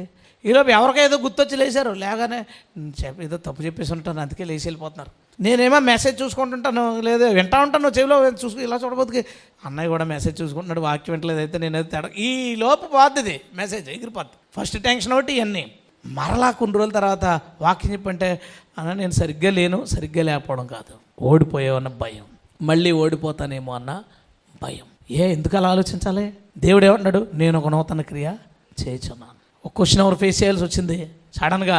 కొన్ని చెప్పలేకపోయావు, ఒక 2-3 చెప్పలేకపోయావు, అయినా ఏదో మేనేజ్ చేసావు, కానీ నీ మనసుకి ఇబ్బంది అనిపించు. ఇంకోసారి క్వశ్చన్ ఎవరు ఫేస్ చేయాలి, వద్దండి ఇప్పుడు క్వశ్చన్ ఎవరు, నాకు అంత టైం లేదండి. టైం లేకపోవడం కాదు సమస్య, అంటే నువ్వు ఓడిపోతానేమో అని భయపడుతున్నావు. ఎందుకంటే ఒకసారి ఓడిపోయావు, లేదా రెండోసారి ఓడిపోయావు. నీ ప్రయత్నం అక్కడ ఫెయిల్ అయితే, నువ్వు అనుకున్నది చేయలేకపోతే, దేవుడు చెప్పాడు కానీ దాన్ని నువ్వు సాధించలేకపోతే, నీవు ఓడిపోతాననే ఒక ఇన్సెక్యూర్ ఫీలింగ్ ఉంటుంది నీకు. ఓడిపోతాను నేను, అవమానపడిపోతానని. లేదా కొంతమంది నిన్ను అవమానించారు, ఇబ్బంది పెట్టారు, తోలనాడారు, చీప్గా చూశారు. మనం ఫస్ట్ టైం పోయింది, మరి రెండోసారి ఏదోలాగా ధైర్యం తెచ్చుకుని, ఏ మెసేజ్ వినేసాం, ధైర్యం తెచ్చుకుని స్టార్ట్ చేస్తుంటే పక్కన వెళ్ళిపోతా ఏంటి మళ్ళీ పెడుతున్నావా, ఇది 2 రోజుల నుంచితో పెట్టి అంటాడు, ఆడేసిపోతాడు. కొంతమందికి ఇంకా అదే వర్క్లో ఉంటారండి. ఎవడన్నా పైకి వెళ్తుంటే వెనకలాడడం డ్యూటీ వాళ్ళకి. ఎవరు బాగుపడుతున్నా వెనకలాగేయాలి, వాళ్ళని ఏదో మాట వేసి వాళ్ళని వీక్ చేయాలి, అదొక డ్యూటీ ప్రజలు ఉంటారు లోకల్లో. వాళ్ళు మాట వేసిపోగానే మనం ఏంట్రా బాబు ఇలా మళ్ళీ ఇది పోద్దేమో, భయపడతా. దేవుడు ఏమంటున్నాడో తెలుసా, జరిగిపోయింది వదిలే. నిజంగానే అడవి దగ్గరికి వెళ్ళిపోయావు, నిజంగానే ఎడారి దగ్గరికి వెళ్ళిపోయావు, ఎడారిలో నిలబడ్డావు, నేను రెడీగా ఉన్నాను అక్కడ రాజమార్గం వేయడానికి. దేవునికి స్తోత్రం. నేను రెడీగా ఉన్నాను ఇక్కడ నదులు పారజేయడానికి. ఒకసారి, ఒక చోట, 2 సార్లు, 3 సార్లు, 4 సార్లు నీవు అక్కడ ఫెయిల్ అయితే, ఆ విషయంలో ఫెయిల్ అయితే, విశ్వాసంతో ఇంకొకసారి ట్రై చేయి. ఎలా ట్రై చేయాలి? అప్పుడు ఎలా జరిగింది, ఇప్పుడు ఎలా జరిగింది, ఈసారి ఏంటంట, అలా కాదు, జరిగిపోయిందని అంటే దాని గురించి ఏం చేయాలంట, తలంచుకోకూడదంట, మర్చిపోవాలి. నీ ఓటములు మర్చిపో, నీ అవమానాలు మర్చిపో, నీ భయాలు మర్చిపో, నువ్వు ఫెయిల్ అయిన ప్రతిదాన్ని మర్చిపో. దేవుడు ఏదైనా చేయమంటే ఫ్రెష్ ఉత్సాహంతో దాన్ని స్టార్ట్ చేయి. తప్పకుండా ఎడారిలోనే వ్యవసాయం చేస్తావు. దేవునికి స్తోత్రం. చేయలేదా దేవుని ప్రజలు? అన్నమాట ఎక్కడికైనా పోదు అన్నాడు. ఎడారిలో నదులు ప్రవహింపజేస్తున్నాడు, చేశాడు. ఎడారిలో వ్యవసాయం చేసేస్తున్నారు ఇశ్రాయేల్స్, వ్యవసాయం చేసుకుని పోతున్నారు అంతే. ఏదైనా చేస్తారు. దేవుడు ఏదైనా తన ప్రజలతో చేయించగలడు. హల్లెలూయా. ఎప్పుడు జరిగిపోయిన వాటమితో కృంగిపోవద్దు. ఇంతకుముందు జరిగిన ఫెయిల్యూర్ని పదే కొంతమందికి అదొకటి ఉంటుంది, ఇన్సల్ట్ అయ్యారు, తెగ బాధపడిపోతుంటారు. ఇలా చేశానంటే, ఇలా అనేసానంటే, ఇలాగా ఏంటి, ఇలాగ 100 ఆలోచనలు, చిన్నదాని నుంచి పెద్దది వరకు 100 ఆలోచనలు. ఒక షర్ట్ ఏదో కొన్నాం బాగుంది అనుకుంటాం, నలుగురు వచ్చి ఏటి అలా ఉంది, బఫూన్లాగా ఉందని ఒకడు, కలర్ మ్యాచ్ అవడదని ఒకడు, ఈ రకరకాలు. ఈసారి ఏదైనా కొనాలడు 100 ఆలోచనలు. ఈసారి ఎవడేమంటాడు, నీకేం నచ్చిందో, నీకేం నడిపింపొచ్చిందో అది చేయలేవు. ఇంకా ఆడేమంటాడు, ఈడేమంటాడు, ఇదే థాట్. దేవుడు ఏం మాట్లాడుతున్నాడు తెలుసు ఈరోజు మనతో? నీవు గతంలో జరిగిన పూర్వకాల సంగతుల గురించి తలంచుకోకు. నువ్వు ఎడారిలోనే ఉన్నావు, నువ్వు అడవిలోనే ఉన్నావు, కానీ నేను నీవున్న పొజిషన్లోనే నీకో దారి తెరుస్తాను. నువ్వు రెడీనా అని అడుగుతున్నాడు. నువ్వు సిద్ధమయ్యావా? తప్పకుండా విజయం మనకిచ్చి తీరుతాడు. హల్లెలూయా. వదిలేండి మీ ఓటముల్లో. ఎంతోమందిని చూశాను, ఎంతోమందిని పాడేవాళ్ళు, వాక్యం చెప్పేవాళ్ళు, వర్షిప్ నడిపించేవాళ్ళు, కాంగో కొట్టేవాళ్ళు, కీబోర్డ్ వాయించేవాళ్ళు, తబలా వాయించేవాళ్ళకి ఎలా మనవాడు వెళ్ళాడు అనుకోండి, తేజ కదరా నీ పేరు, ఎడక కాంగో కొట్టడానికి వెళ్ళాడు అనుకోండి, ఎవరన్నా ఏదో బాగా చేయలేదు అసలు, ఏంటి ఎప్పుడు చేస్తున్నావు, పక్కెళ్ళి కూర్చో అన్నాడు అనుకోండి, ఎక్కడో ప్రోగ్రామ్కి వెళ్ళాడు పోనీ సరదాగా అన్నాడు అనుకోండి, ఇంకా చూడు మనసులో ఎలా ఉంటుందిరా, బాధ, దుఃఖం, వేదన. వేసేమన్నాడు, మళ్ళీ కొత్త ప్రోగ్రాం వచ్చింది, అసలు పక్కకు వదిలేయిపోద్దే. మన జాషువా మీకు తెలుసు కదా, జనరల్గా ఆయన చాలా కామెడీ విషయాలకి వాడుకుంటాం, ఎందుకంటే వాడు చేసే పనులు అలా ఉంటాయి. కానీ వాడి లైఫ్లో, జాషువా లైఫ్లో వాడి పాజిటివ్ మైండ్ ఉంటుంది. ఎన్ని బ్యాడ్ సిచ్యువేషన్ జరగనాయండి, ఎన్నిసార్లు ఓడిపోయినామంటే మళ్ళీ ఇంకో అవకాశం వచ్చినప్పుడు మళ్ళీ ఫ్రెష్గా, అక్కడ చర్చలో ఉన్నప్పుడు కీర్తన వాక్యం ఇచ్చాను. ఒకసారి వాక్యం ఇస్తే తీసి రిఫరెన్స్ చదువుతున్నాడు, పాపం కాగితం ఎగిరిపోయింది, రాసుకుని పేపర్ ఎగిరిపోయింది. నాకు తెలియదు ఆ విషయం, నేను వెనకాల కూర్చున్నాను. వీడు ఇంకో వచ్చిన చదవండి, ఇంకా కిందకి చదవండి, చదివించాడు, అధ్యాయం అంతా చదివించి అదనమాట దేవుడు మనతో చెప్తున్నాడని మైకి ఇచ్చాడు. ఎరా ఏమిందంటే కాగితం ఎగిరిపోయిందని అన్నాడు. అందరూ సరదాగా చిన్నోడిగా చూస్తాం కదా, అందరూ నవ్వుకున్నాం. అయిపోయిన తర్వాత ఆడిని చాలా ఎటకారాలు ఆడారు, మామూలుగా ఆడుకోలేదండి. ఆడిని మళ్ళా 2-3 వారాల వరకు అదే ఆడుకుని అందరూ అదే చెప్పుకున్నాం. తర్వాత జాషువా వాక్యం చెప్తానని అన్నాడు. ఆడు మళ్ళా మొన్న ఇలా జరిగింది, నేను మళ్ళీ నిలబడాలా, ఏం లేదు, నిలబడిపోయాడు. చెప్పాడు, బాగానే చెప్పాడు. తర్వాత మళ్ళీ ఒకసారి అటర్ ఫ్లాప్ చేస్తాడు, మళ్ళీ బాగానే చెప్తాడు. ఒకసారి రఘు కూడా వాక్యం చెప్పడానికి వెళ్ళాడు, ఎక్కడ అమలాపురం అవతల. తర్వాత నేను అయిపోయిన తర్వాత మా చచ్చి నేను ఆడికి ఫోన్ చేశాను, రఘు ఎరా బాగా జరిగిందంటే బాగా జరిగింది అన్నాడు. జాషువాకి అన్నాను. ఇచ్చిన తర్వాత జాషువా బాగా జరిగిందంటే దేవుడు బాగా ఆడుకున్నాడు అన్నాడు. అయిపోయింది. ఇంటికి వచ్చిన తర్వాత రఘు మాట్లాడతా, ఆడు ఏమన్నాడు, మాస్టర్ నీతో అన్నాడు, వాక్యం బాగా చెప్పానండి. ఆడ రిఫరెన్స్ చెప్పాడంట, రిఫరెన్స్ ఎతికించాడంట. కీర్తనలో ఉంటుంది చూడండి అంటే ఎతికారు దొరకలేదు. కాదు సామెతలో ఉంటుందంటే సామెతలు ఎతికారు. అలాగే 20 నిమిషాలు అయిపోయిందంటే ఏం దొరకకపోతే ఆ రిఫరెన్స్ 2 లైన్లు వివరించి ఆమెను అన్నాడంటే. అయిపోయింది. ఏరా ఏం జరిగిందని చెప్తాడు, ఏమన్నాడు నాతో, దేవుడు నన్ను బాగా వాడుకున్నాడు అన్నయ్య అన్నాడు. ఆడు కాన్ఫిడెన్స్ ఉందా, ఈరోజు one of the best speaker అయ్యాడు. దేవునికి స్తోత్రం. తను ఎక్కడికన్నా వాక్యం చెప్పడానికి పంపిస్తే వాళ్ళు చెప్తారు నాకు ఫోన్ చేసి, అబ్బాయి భలే చెప్పాడండి వాక్యం, చాలా బాగా చెప్పాడండి, చాలా బాగా వివరించాడండి. కారణం ఏంటో తెలుసా, వాడు పూర్వం జరిగిన సంగతులు 5 నిమిషాలతో కూడా ఆలోచించడాడు. ఇదిగో నూతన క్రియ చేస్తున్నాడంటే దేవుడు చేస్తాను అనేలోపే ఇటు చేసేస్తాడు, అనేసుకుంటాడు, వీడు అనేసుకుని చేసేస్తాడు. ఆడితో మాట్లాడిన చాలాసార్లు నేను అది నేర్చుకుంటాను. అరే జరిగింది పట్టించుకోకూడదు, వీడికి అంత పాజిటివ్గా. యాక్చువల్గా నేను పెద్ద పట్టించుకోను, గట్టిగా ఏదన్నా పెద్ద ఇన్సిడెంట్ జరిగితే 2 నిమిషాలు ఫీల్ అవుతాను. ఆయన చూసి ఈ 2 నిమిషాలు కూడా తప్పు, వీడికంటే వెనకాల ఉన్నాం మనం, ఆడ 2 నిమిషాలు కూడా ఫీల్ అవ్వడు, మళ్ళీ ఇంకోటి అన్న చేయాలంటే వెంటనే ముందుకు వెళ్తాడు. అందుకే ఈరోజు సేవలో స్టార్ట్ చేసిన వెంటనే గొడవలు వచ్చినాయి.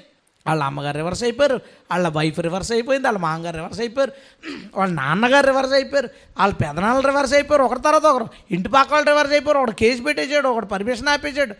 1-2 ఎరా సేవ ఎలా జరుగుతుందని అడుగు, దేవుడి దగ్గర బాగా జరుగుతుందని. అది అబద్ధం కాదు, అది ఫీలింగ్, అది ఫీలింగ్ అది మనవాడికి. ఎరా ఆదివారం రెడీ అయిపోయాడు. చెప్పాను కదా ఒకసారి క్రిస్మస్ మీటింగ్ జరుగుతుంటే మీటింగ్ మధ్యలో వచ్చి అనే ఏం కావాలో రాసుకుంటాను. 7:30కే రాత్రి మీటింగ్. ఇప్పుడేట్రా ఫస్ట్ నుంచి చూసుకోవాలి, పర్లేదన్న దేవుడు చూసుకుంటాడు. అంటే గతంలో ఫెయిల్యూర్స్ నుంచి మనం నేర్చుకోవాల్సింది ఉంటుంది, బాధపడాల్సింది ఉండదు. బాధపడకూడదు, నిరుత్సాహపడకూడదు. ఏమైనా జరిగిందా, మళ్ళీ ఇంకో ట్రయల్ అవకాశం వచ్చిందా, ధైర్యంగా స్టెప్ తీసుకో. దేవుడు అరణ్యంలో రోడ్లు వేయగలడు, నువ్వు నడవగలవా? హల్లెలూయా. దేవుడు ఎడారిలో నదులు పారించగలడు, నువ్వు దున్నగలవా ల్యాండ్ అని. దేవునికి స్తోత్రం. అది నీవు చేయాలి తప్ప ఆయన రెడీగానే ఉన్నాడు. నీవు ఈరోజు ఎవరైనా మంచి స్థితిలో ఉంటే, సేవకులు కావచ్చు, విశ్వాసులు కావచ్చు, మంచి స్థితిలో ఉండడానికి కారణం వాళ్ళు ప్రారంభం నుంచి ముట్టుకున్నదల్లా బంగారం అయిపోయినందుకు కాదు. వాళ్ళు ముట్టుకున్నది భస్మం అయిపోయినా సరే ఇంకోటి ముట్టుకోమంటే ధైర్యంగా ముట్టుకున్నారు. వాళ్ళు గతాన్ని వాళ్ళు గుర్తుపెట్టుకోలేదు, పూర్వాన్ని వాళ్ళు జ్ఞాపకం చేసుకోలేదు, ధైర్యంగా ముందుకు వెళ్ళారు కాబట్టే వారు మంచి స్థితిలో ఉన్నారు. దేవుడు కూడా మనకు అట్టి కృప దయచేయునుగాక. అందరూ సంపూర్ణంగా ఈ విషయంలో జరిగిందా క్వశ్చన్ చేసుకోండి, ఎందుకు ఇలా జరిగింది, మనం దీని నుంచి నేర్చుకుందాం. ఇంకోసారి అవకాశం వచ్చిందా? ఏ లేదు. జనాలు దీన్ని మొన్న ఎలా జరిగింది, సిగ్గు లేకుండా వచ్చావు, సిగ్గు లేకుండా కాదు, విశ్వాసంతో వచ్చాం. దేవుని స్తోత్రం. జనాలు సిగ్గు లేదనుకుంటారు, అనుకోనే జనాలు అలా అనుకుంటారు దాన్ని, కానీ ఇదేంటో తెలుసా?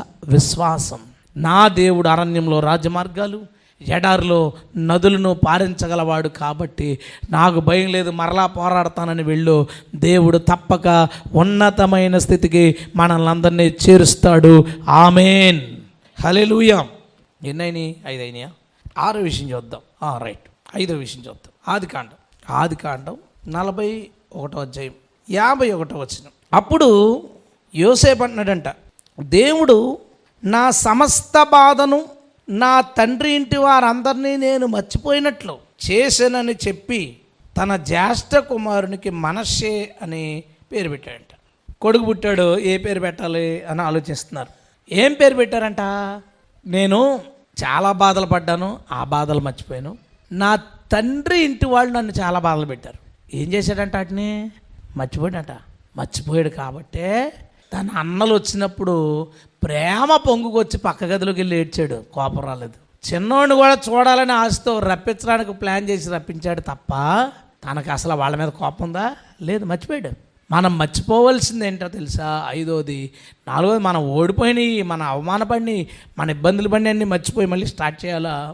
5వది మనల్ని ఎవరైనా ద్రోహం చేస్తే, మనకు ఎవరైనా బాధకు గురి చేస్తే, మనల్ని ఎవరైనా తోలనాడితే, ఎవరైనా మనల్ని నిందిస్తే వాటిని మనం మర్చిపోవుదుము గాక. ఎందుకని? మీరు మీ పట్ల అపరాధం చేసిన వాళ్ళని క్షమించని ఎడలా నేను కూడా మిమ్మల్ని క్షమించను. ఉందా? దేవుడు చెప్పాడు. క్షమించడం అంటే ఏంటి? ఫస్ట్ పాయింట్లో చూసాం, దేవుడు దాన్ని మర్చిపోవడం. దేవుడు దాన్ని మర్చిపోయాడు.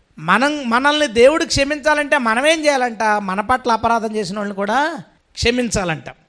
అంటే మన ఆలోచన విధానం ఎలా ఉంటుందంటే, ఇందాక పాస్టర్ గారు వాక్యం చెప్తూ అత్తగారుల నుంచి వచ్చిన సమస్య గురించి చెప్పారు. కోడల నుంచి వచ్చిన సమస్య గురించి ఎందుకు చెప్పలేదు? మీరు పట్టుకున్నారా? లేదు. ఎందుకంటే ఎక్కువ కోడళ్ళు ఉన్నారు కాబట్టి నిజమే అనుకున్నారు.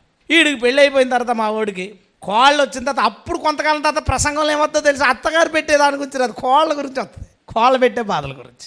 ఎందుకంటే మనం ఒక సైడ్ థింకింగ్లో ఒక సైడ్ ఉంటుంది, మనం అనుభవిస్తున్న స్టేజ్లో ఉంటాం. అయితే బ్రాడ్గా ఆలోచిస్తే, విశాలంగా ఆలోచిస్తే రెండు వైపులా సమస్యలు ఉంటాయి. ఒక్కొక్కరికి ఒకవైపు ఉంటే ఇంకొకరికి ఇంకో వైపు ఉంటుంది. ఒక్కొక్క ఇంట్లో రెండు వైపులు సమస్యలు ఉంటాయి. ఇద్దరు కూడా తేడాయే, ఈవిడా మాట పడదు, ఆవిడా మాట పడదు. అలాంటి ఇంట్లో ఎవడైతే భర్త ఉన్నాడో, ఆ కొడుకున్నాడో, ఆడికంటే అదృష్టవంతుడు ఎవడు ఉన్నాడు, రోజు ఆడు కళ్ళు ఏడుతుమే, ఆడికంటే దరిద్రం ఇంకొకటి ఎవడుకోడు. ఎవరో ఒకరు భక్తి పరులు ఉండి భరిస్తున్నారనుకోండి, పర్లేదు సాగిపోవచ్చు. ఇంకిద్దరు ఒకలాంటి వాళ్ళు అంటే ఇంకెవడు ఏం చేయలేడు ఆ ఇంట్లో. దేవుడు మనతో ఏం మాట్లాడుతున్నాడంటే, మన పట్ల అపరాధం చేసిన వాళ్ళని మనం క్షమించాలి, మనం మర్చిపోవాలి. యోసేపు ఏం చేశాడంట? నా తండ్రి ఇంటి వారు ఏదైతే చేశారో దాన్ని నేను మర్చిపోయేలాగా నా దేవుడు చేశాడు. హల్లెలూయా. ఎంత అద్భుతమైన మాట. నా దేవుడు నాకు అలా చేశాడు. అందుకే మనస్సే అని పెట్టాడు. మనస్సే అంటే మర్చిపోవడం. అలా నాకు ఆ పేరు పెడితే బాగుంది. దేవుడు మనస్సే అని పెట్టాడంట, మర్చిపోవడం అనే పేరు పెట్టాడంట. అది పెద్ద గొప్ప విషయం, నిజంగా గొప్ప విషయం, నిజంగా గొప్ప విషయం. ఎక్కువ ఆడవాళ్ళకి సమస్య ఉంటుంది. ఏంటంటే, మీరు మీ అత్తగారు ఏమైనా అన్నారనుకోండి, లేదంటే మీ కోళ్ళు ఏమైనా అన్నదనుకోండి, వినేసి దాని గురించి తెగ ఆలోచించి దాని గురించి బాధపడి దాన్ని ఎవరొక్కొక్కరికి ఫోన్ చేసి పదే పదే చెప్పుకుని, ఇద్దరికో ముగ్గురుగా చెప్పుకుంటే బ్రెయిన్ ఏమనుకుంటుందంటే, ఇన్నిసార్లు రీకలెక్ట్ చేస్తున్నారు, దాన్ని రీకలెక్షన్ అంటారు. మన మైండ్లో ఉన్నదాన్ని మళ్ళీ బయటికి ఎవరికన్నా చెప్పడం అనే దాన్ని రీకలెక్ట్ చేసుకోవడం అంటారు. అలా ఒకటికి 2 సార్లు రీకలెక్ట్ చేసుకుని ఆ విషయం గురించి ఏడుతుంటే, ఆ విషయం గురించి భావోద్వేగాలకు గురి అవుతుంటే, ఫీల్ అవుతుంటే బ్రెయిన్ అనుకుంటుంది ఎవరన్నా చచ్చిపోయారేమో, లేదంటే ఇది ఏదన్నా లంకెబిందుల విషయమేమో, అందుకే గుర్తుపెట్టుకోవడానికి రీకలెక్ట్ చేస్తున్నారు, ఇది ఏదో చాలా ఉపయోగకరమైన విషయం అనుకుని బ్రెయిన్ స్ట్రాంగ్ మెమొరీ ఉంటుంది మన బ్రెయిన్లో, అది ఇంకా మర్చిపోమన్నమాట. ఆ స్ట్రాంగ్ మెమొరీలో పెడుతుంది అది తీసుకెళ్ళి.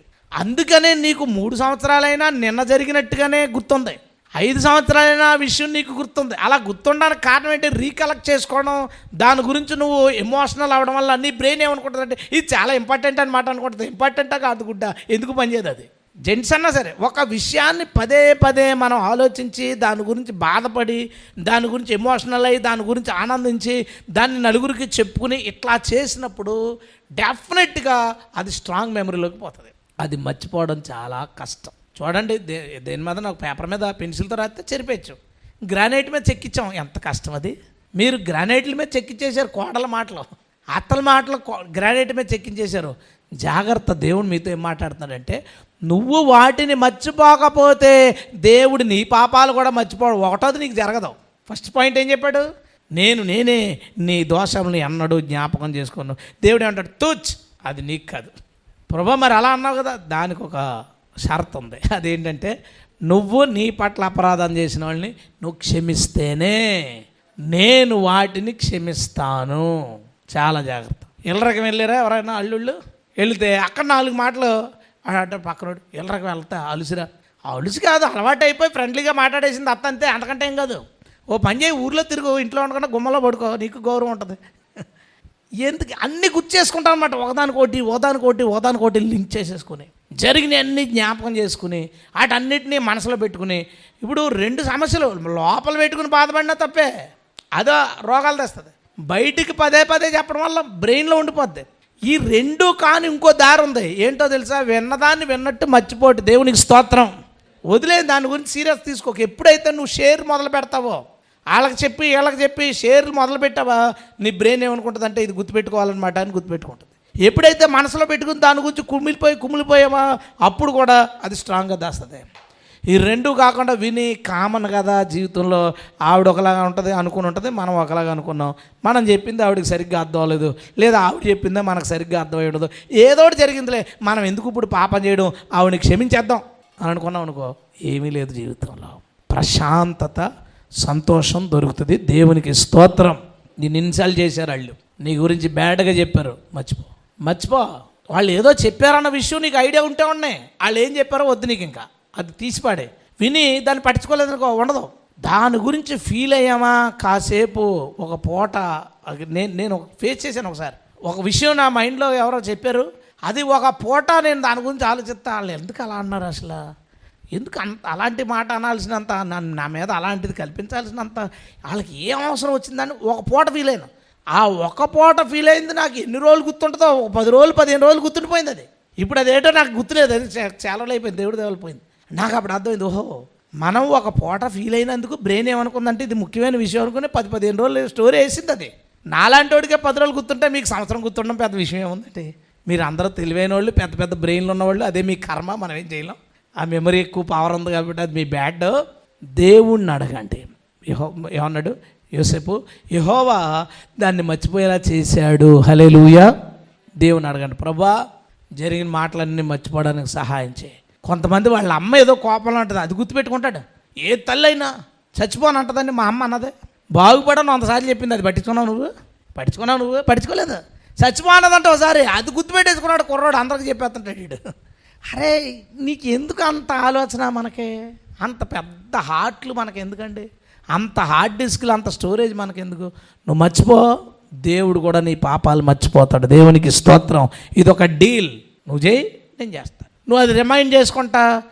మా పెద్ద అబ్బాయి 2వ నెల అండి, అప్పుడు ఆల్రెడీ ఇంటర్లో ఉన్నాడు, వాళ్ళ పెద్ద అబ్బాయి 2వ నెల అంటే ఆ స్టోరీ చెప్పుద్ది. అది ఎలా గుర్తుంటుందో తెలీదు. ఆడు ఇంటర్లో ఉన్నాడు, మళ్ళీ 2వ నెలలో వాళ్ళ అత్తగారు ఇలాగ అన్నారంట, అది గుర్తుంటుంది. అది దేవుడు మనతో ఏం మాడుతున్నాడంటే వదిలేయండి, మర్చిపోండి. మర్చిపోవలసినవి గుర్తుపెట్టుకోవద్దు. మర్చిపోవాల్సినవి మర్చిపోతేనే గుర్తుపెట్టుకోవాల్సినవి గుర్తుపెట్టుకోగలం. వెనకున్న వాటిని మర్చిపోతేనే ముందున్న దగ్గరికి పరిగెత్తుకుని వెళ్ళగలము. హల్లెలూయా. వదిలేయండి. వాళ్ళు చేసిన అవమానాలు. కొడుకు తిట్టాడు, ఏదో అనేసాడు, కుమిలిపోతుంటాడు తండ్రి. ఏమంటే అలా అయిపోయారంటే, కష్టపడి ఎత్తుకుని పెంచారండి, ఆడు ఇలా అనేసాడు. ఏం సాధించారు? ఏడిసి రోగాలు తెచ్చుకున్నాం, బాధలు తెచ్చుకున్నాం, ఆత్మీయ జీవితం పాడు చేసుకున్నాం. ఇదంతా ఎందుకు? మర్చిపోయామనుకోండి, ఎంత ప్రశాంతంగా ఉంటుందండి జీవితం, ఎంత హ్యాపీగా ఉంటుంది. వాళ్ళు ఫీల్ అవుతుంటారు, అనేసం వీళ్ళు మనతో బాగానే మాట్లాడుతున్నారేంటి, ఆడు ఫీల్ అవుతే ఫీల్ అవునాయి. మనం మాత్రం 100కి 100% వాటిని మర్చిపోదుము గాక. సౌండ్ సరిపోలేదు నాకు అసలు, ఇంకా సరిపోలేదు. ఎందుకు రావట్లేదు సౌండ్ ఎందుకు రావట్లేదు? అవన్నీ వదిలేయాలంటే కొంచెం కష్టం. మరి ఎట్లాగా? ఫ్రెండ్స్ అనేసిన మాటలు గుర్తుంటాయి, ఇంటి పక్క వాళ్ళు తిట్టేసినప్పుడు నా మాటలు గుర్తుండిపోతాయి, తర్వాత భర్త తాలూకా చుట్టాలన్న మాటలు గుర్తుంటాయి, అత్తగారి మాటలు గుర్తుంటాయి, కోళ్ళు అనేసింది నిన్న మొన్న వచ్చి నన్ను ఇలాగనేసిందని తెగ పీకేసుకుంటుందండి బాబు ఆవిడ. పీక్కుని మళ్ళీ దీనికి వంట పాడడానికి పాత అత్తలు ఉంటాయి, అత్త బ్యాచ్ ఉంటుంది, అత్తలకు ఒక యూనియన్ ఉంటుంది. ఆ యూనియన్ వాళ్ళు ఫోన్ చేసుకుంటే, మీ కోళ్ళు అలా అంతా, నా కోళ్ళు అంతే, నీ కోళ్ళు రాక్షసే, నా కోళ్ళు కూడా రాక్షసే. ఇదో యూనియన్ ఉంటుంది. యూనియన్ అంతా అలా మాట్లాడుకుని యూనియన్ అంతా నరకాని పోతుంటారు. ఎందుకు మనకి ప్రశాంతంగా ఉండండి. కొంతమందికి పట్టింపులు ఎక్కువ ఉంటాయి, జెంట్స్కి రోషం ఉండి ఏదన్నా మాట అంటే అది మనసులో ఉండిపోద్ది.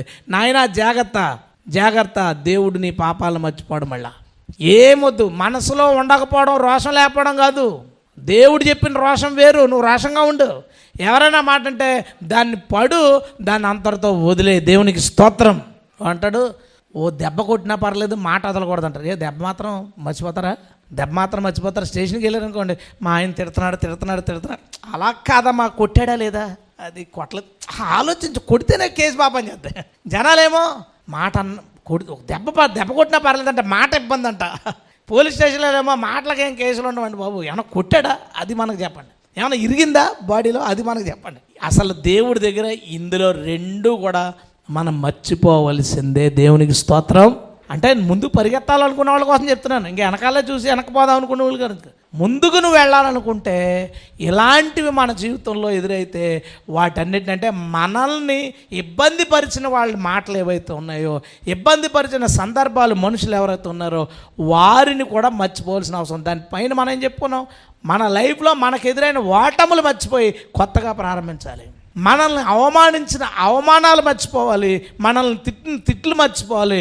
మనల్ని ఎవరైతే తక్కువ చేయడానికి ప్రయత్నించారో వాటన్నిటినీ మర్చిపోతేనే మనం ముందుకు పరిగెత్తగలం. హల్లెలూయా. మొన్న ఒక ఇన్సిడెంట్ జరిగిందండి.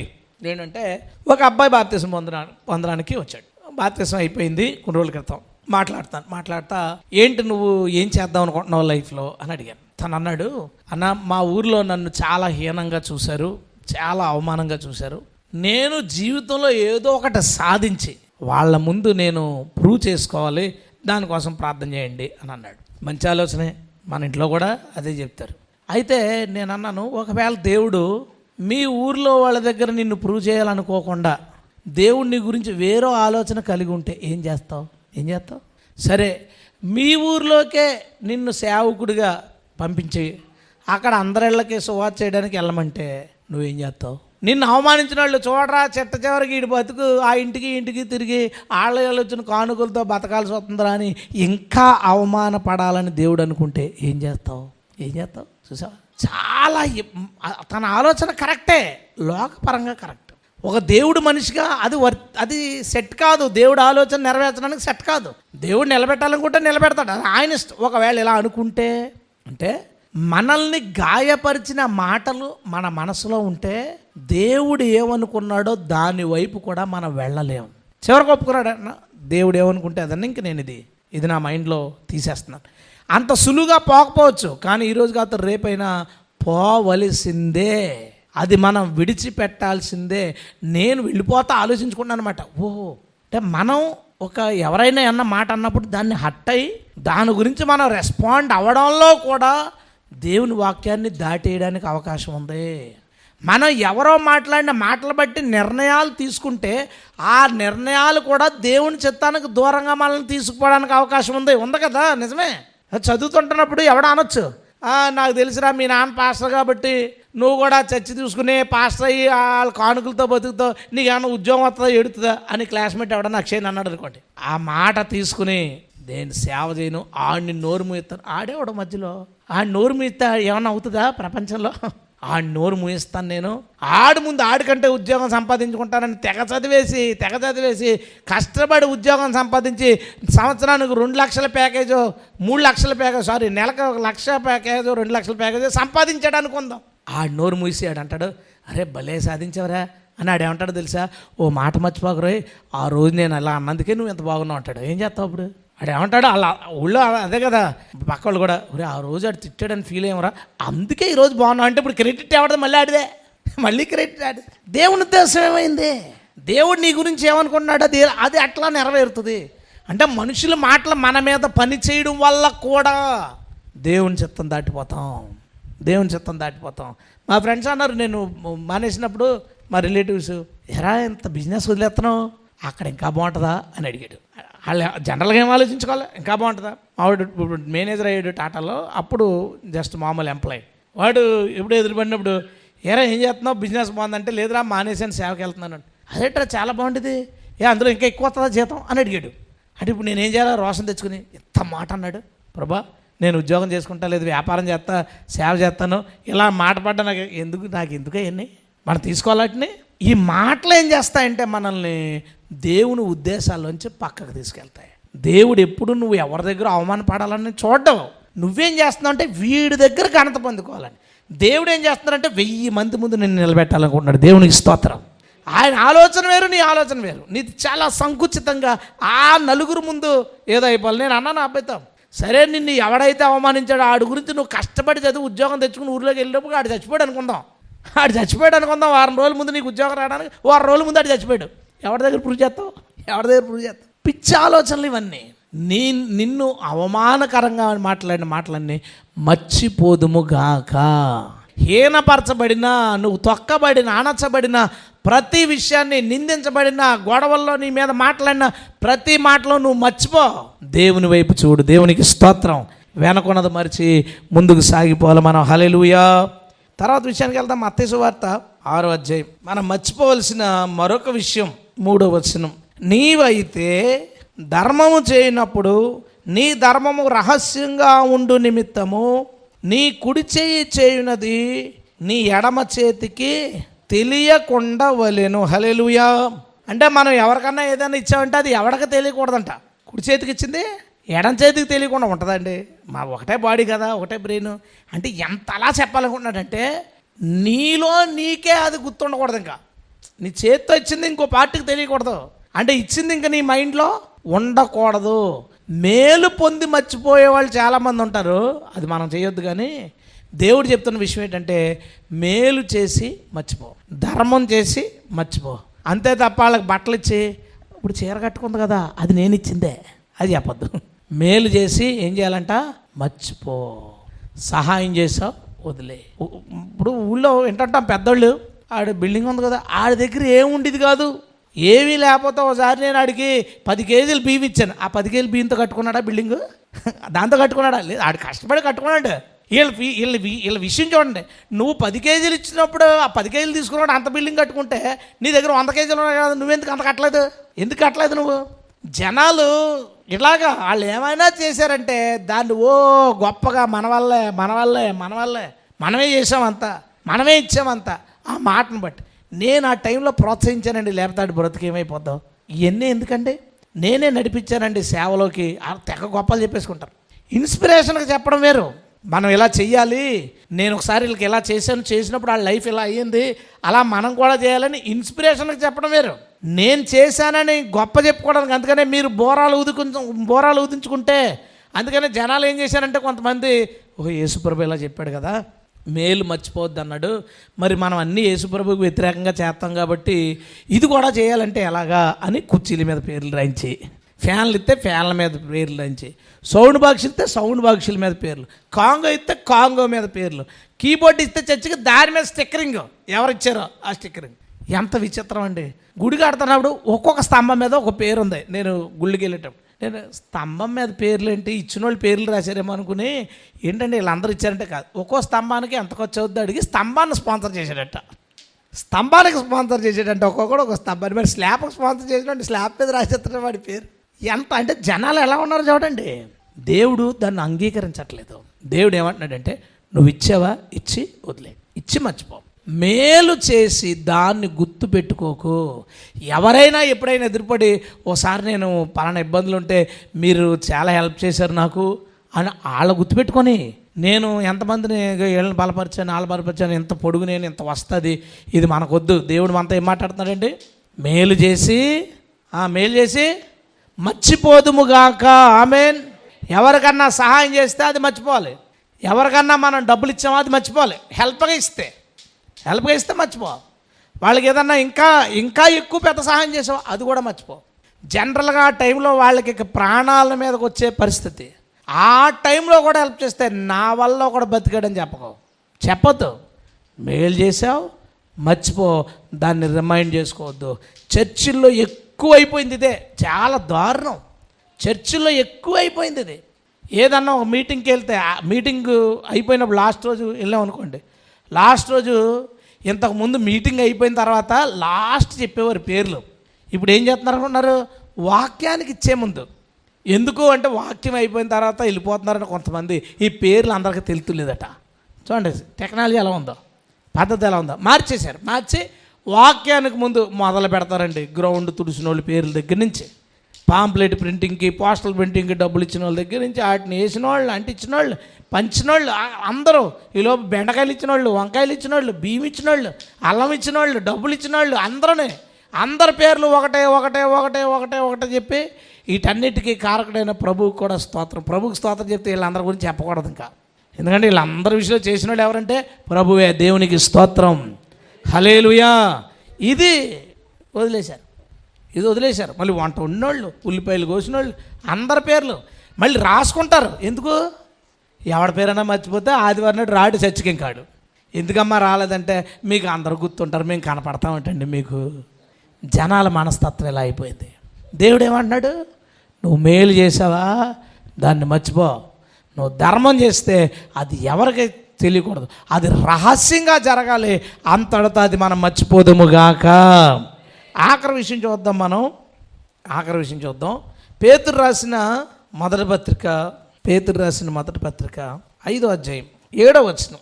ఆయన మిమ్మును గూర్చి చింతించుచున్నాడు గనుక మీ చింత యావత్తు ఆయన మీద వేయండి, నిబ్బరమైన బుద్ధి గలవారై మెలకుగా ఉండండి అన్నాడు. ఏం చేయాలంటే మన చింత యావత్తు ప్రభు మీద వేయాలి. ఇదే విషయాన్ని ఫిలిప్పీ పత్రికలో చెప్తూ, మీ చింతలన్నీ ప్రభు మీద ఆయన మీ గురించి చింతించున్నాడు. మీరేం చేయాలంటే ఎల్లప్పుడూ ప్రభువులో ఆనందించాలి. 2 సార్లు చింత ప్రభు మీద వేసి నిబ్బరంగా ఉండాలంట, చింత ప్రభు మీద వేసి ఆనందంగా ఉండాలంట. ఇది సాధ్యం అవుతుందా అవదా? అప్పు ఉందండి, మీకు చాలా అప్పు ఉంది. మోకరించి, ప్రభా ఈ అప్పు చాలా అప్పు, 20 లక్షల అప్పు నువ్వు తీర్చు తండ్రి అని ప్రభుకి చెప్పేశాం. చెప్పిన తర్వాత లేచి చాలా ఆనందంగా, చాలా హ్యాపీగా ఉండగలరా ఎవరన్నా? చెప్పాము. దాంతోపాటు బాధ కూడా ఉంటుంది, ఎందుకంటే అప్పు ఇంకా తీరలేదు కదా. దేవుడు ఏమన్నాడంటే, 2 ఎద్దుల బండి ఉంటుంది, 1 ఎద్దు బండి ఉంటుంది. తెలుసు కదా మన వాళ్ళకి ఎద్దుల బండ్ల గురించి. 2 ఎద్దుల బండి ఏంటంటే, 2 ఎద్దులు భారాన్ని పంచుకుని 2 కలిసి లాక్కుని పోతాయి. ఇదొక పద్ధతి. సింగిల్ ఎద్దు బండి ఉంటుంది, దాని సెట్టింగ్ వేరు ఉంటుంది. అందులో ఏంటంటే అది ఒకటే భారం మోసుకుంటా పోద్ది, వెనకాల కూర్చున్నవాడికి ఏం లేదు, దాని మీద కూర్చుంటాడు అంతే. అలాగా లోపల పడుకోవచ్చు, చేయొచ్చు, అది లాక్కుపోద్ది.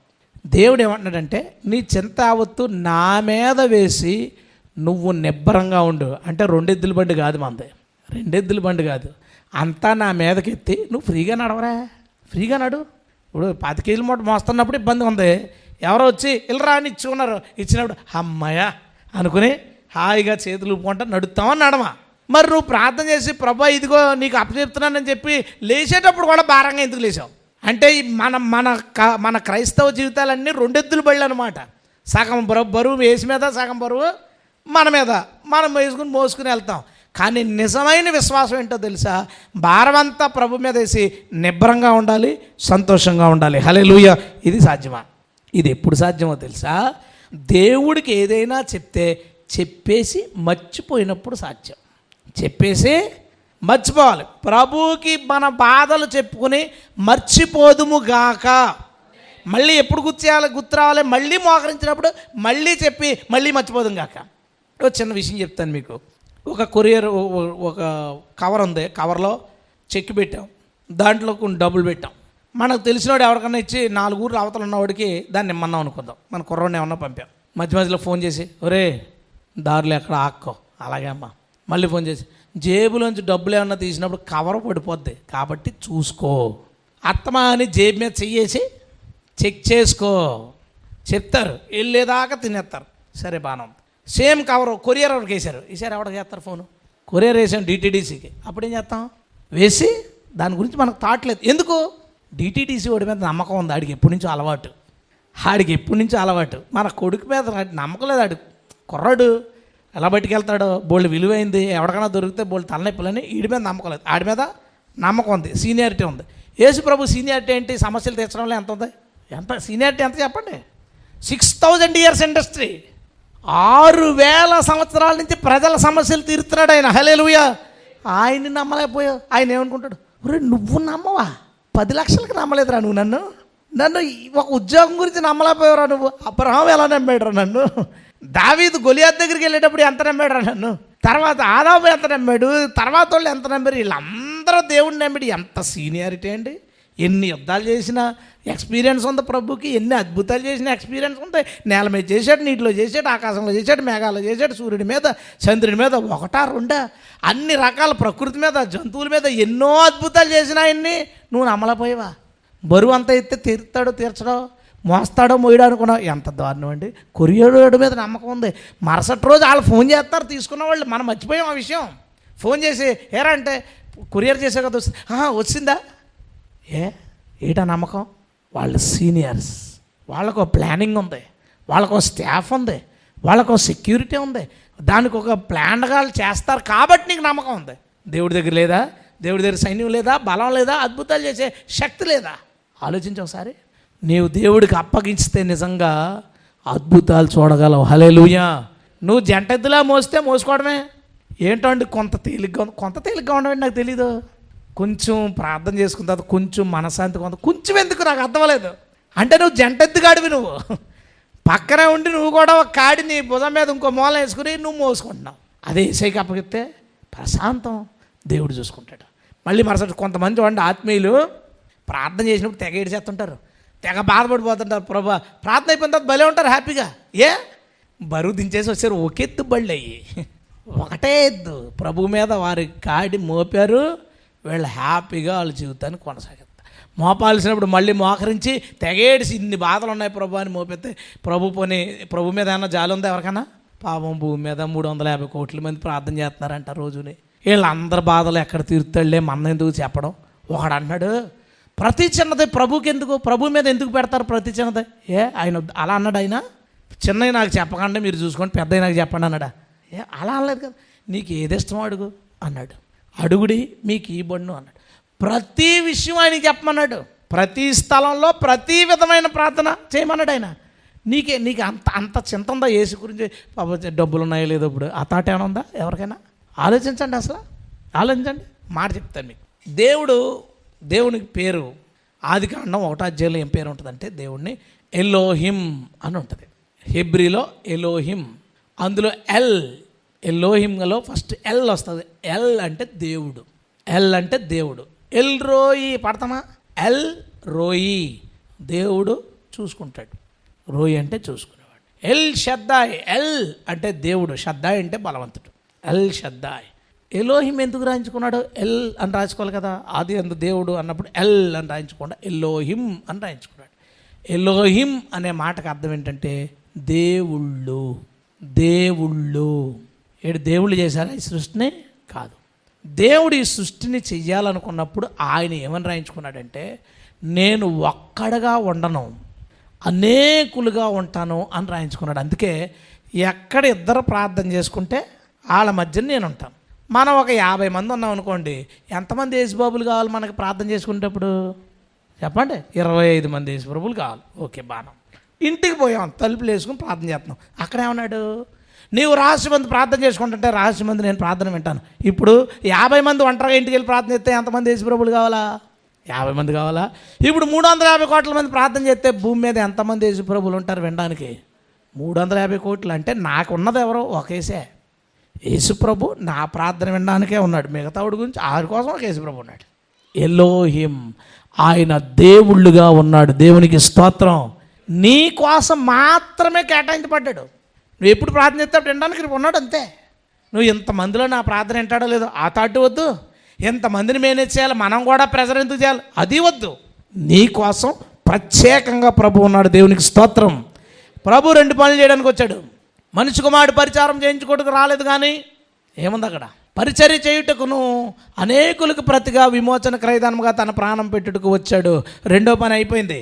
మొదటి పని ఎప్పుడు చేస్తూనే ఉంటాడు. ఏంటి? పరిచర్య చేయుట.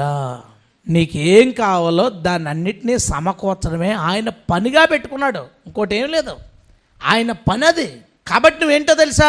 విశ్వాసంగా అడుగు. నా కోసం ఈయన ఉన్నాడు, నా దేవుడు నా సొంతం, అంతే. మీరు ఎంత పెద్దగా ఆలోచిస్తున్నారో లేదో తెలీదు, ఆలోచించకండి. నేను అడిగి వాళ్ళు అడిగి యేసుప్రభు కష్టం వచ్చేది అసలు అలా వద్దు. అందరూ డబ్బులు అడిగేస్తున్నారు, ఏమన్నా డబ్బులు అయిపోతాయి వద్దు. ఆయన ఏమన్నాడు? బుద్ధి జ్ఞాన సర్వసంపదలు నా వద్ద గుప్తమై ఉన్నాయి, రాసులు ఉన్నాయి రా అడుగు. డబ్బులు మిగిలిపోవద్దు యేసుప్రభు దగ్గర ఉండగానే మన ఖాతా అంతా మనం వాడేసుకోవాలి. దేవుని స్తోత్రం. మనం ఏం చేయాలో మన కోసం ఉన్న యేసుప్రభు దగ్గర మనం ఎంత పిండేసుకోవాలి ఆయన దగ్గర. ఆయన శక్తి, దీవెన, ఆశీర్వాదం, మనశాంతి, ఆదరణ ఎంత ఉంటే అంతా పిండేసుకుని తీసేసుకుందాం గాక. ఎందుకు? చింత ఆయన మీద వేస్తే అప్పుడు బాగుంటుంది. బిడ్డ పాప అడుగుతుంది, బాబు అమ్మని, అమ్మ సైకిల్ కొనంటే, అలాగే అమ్మ కొంటదా? అమ్మ కొందో. ఏ అమ్మ కొనంటే ఇంకోసారి గట్టిగా అడిగితే లెంపకాయలు అడిపోతాడికి. ఎవరిని అడగాల? నాన్న ఉన్నాడు, నాన్న అడుగు. నాన్న సైకిల్ కావాలి నాన్న. ఎందుకమ్మ? తొక్కుతాను నాన్న, సైకిల్ కావాలి నాన్న. సరే అమ్మ లైట్ తీసుకున్నాడు అనుకుందాం. వచ్చాడు మామూలుగా సాయంత్రం ఇంటికి.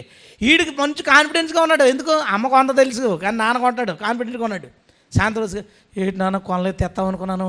ఇప్పుడు వాళ్ళ నాన్న ఏమనుకుంటాడు తెలుసా? ఈ నా మీద ఇంత నమ్మకం పెట్టుకున్నాడా, ఇప్పుడు ఏం చేయాలా? చచ్చినట్టు వచ్చేవారు రేపు కొనాలా? వెళ్ళాడు, నాన్న సైకిల్ కొంటానమ్మా. ప్రత్యేకంగా పని తీసుకుని కొని తెస్తాడు. ఎందుకో తెలుసా? పెట్టుకున్న నమ్మకాన్ని నిలబెట్టుకోవాలి. నువ్వు భారం వేసావు అనుకో యేసుప్రభు మీద, ఏం చేస్తాడు? రీడు ఎంత నమ్మాడు మనల్ని. ఛాలెంజ్ ఏం చేశాడు? నమ్ముట నీ వలనైతే. చేశాడా? నమ్ముట నీ వలనైతే నమ్మువానికి సమస్తము సాధ్యమే. నువ్వు సింపుల్గా నాకు నమ్మకం ఉంది ప్రభా 20 లక్షల అప్పు తీచ్చే అనే వేసే. ఇప్పుడు ఏం చేయాలి? ఆ నమ్ముటి వీడి వల్ల అయింది, ఇప్పుడు మనం సాధ్యం చేయాలా? ఆనందం ఆయనకి. తన పిల్లలకి మేలు చేయడం దేవునికి ఆనందం. దేవునికి స్తోత్రం.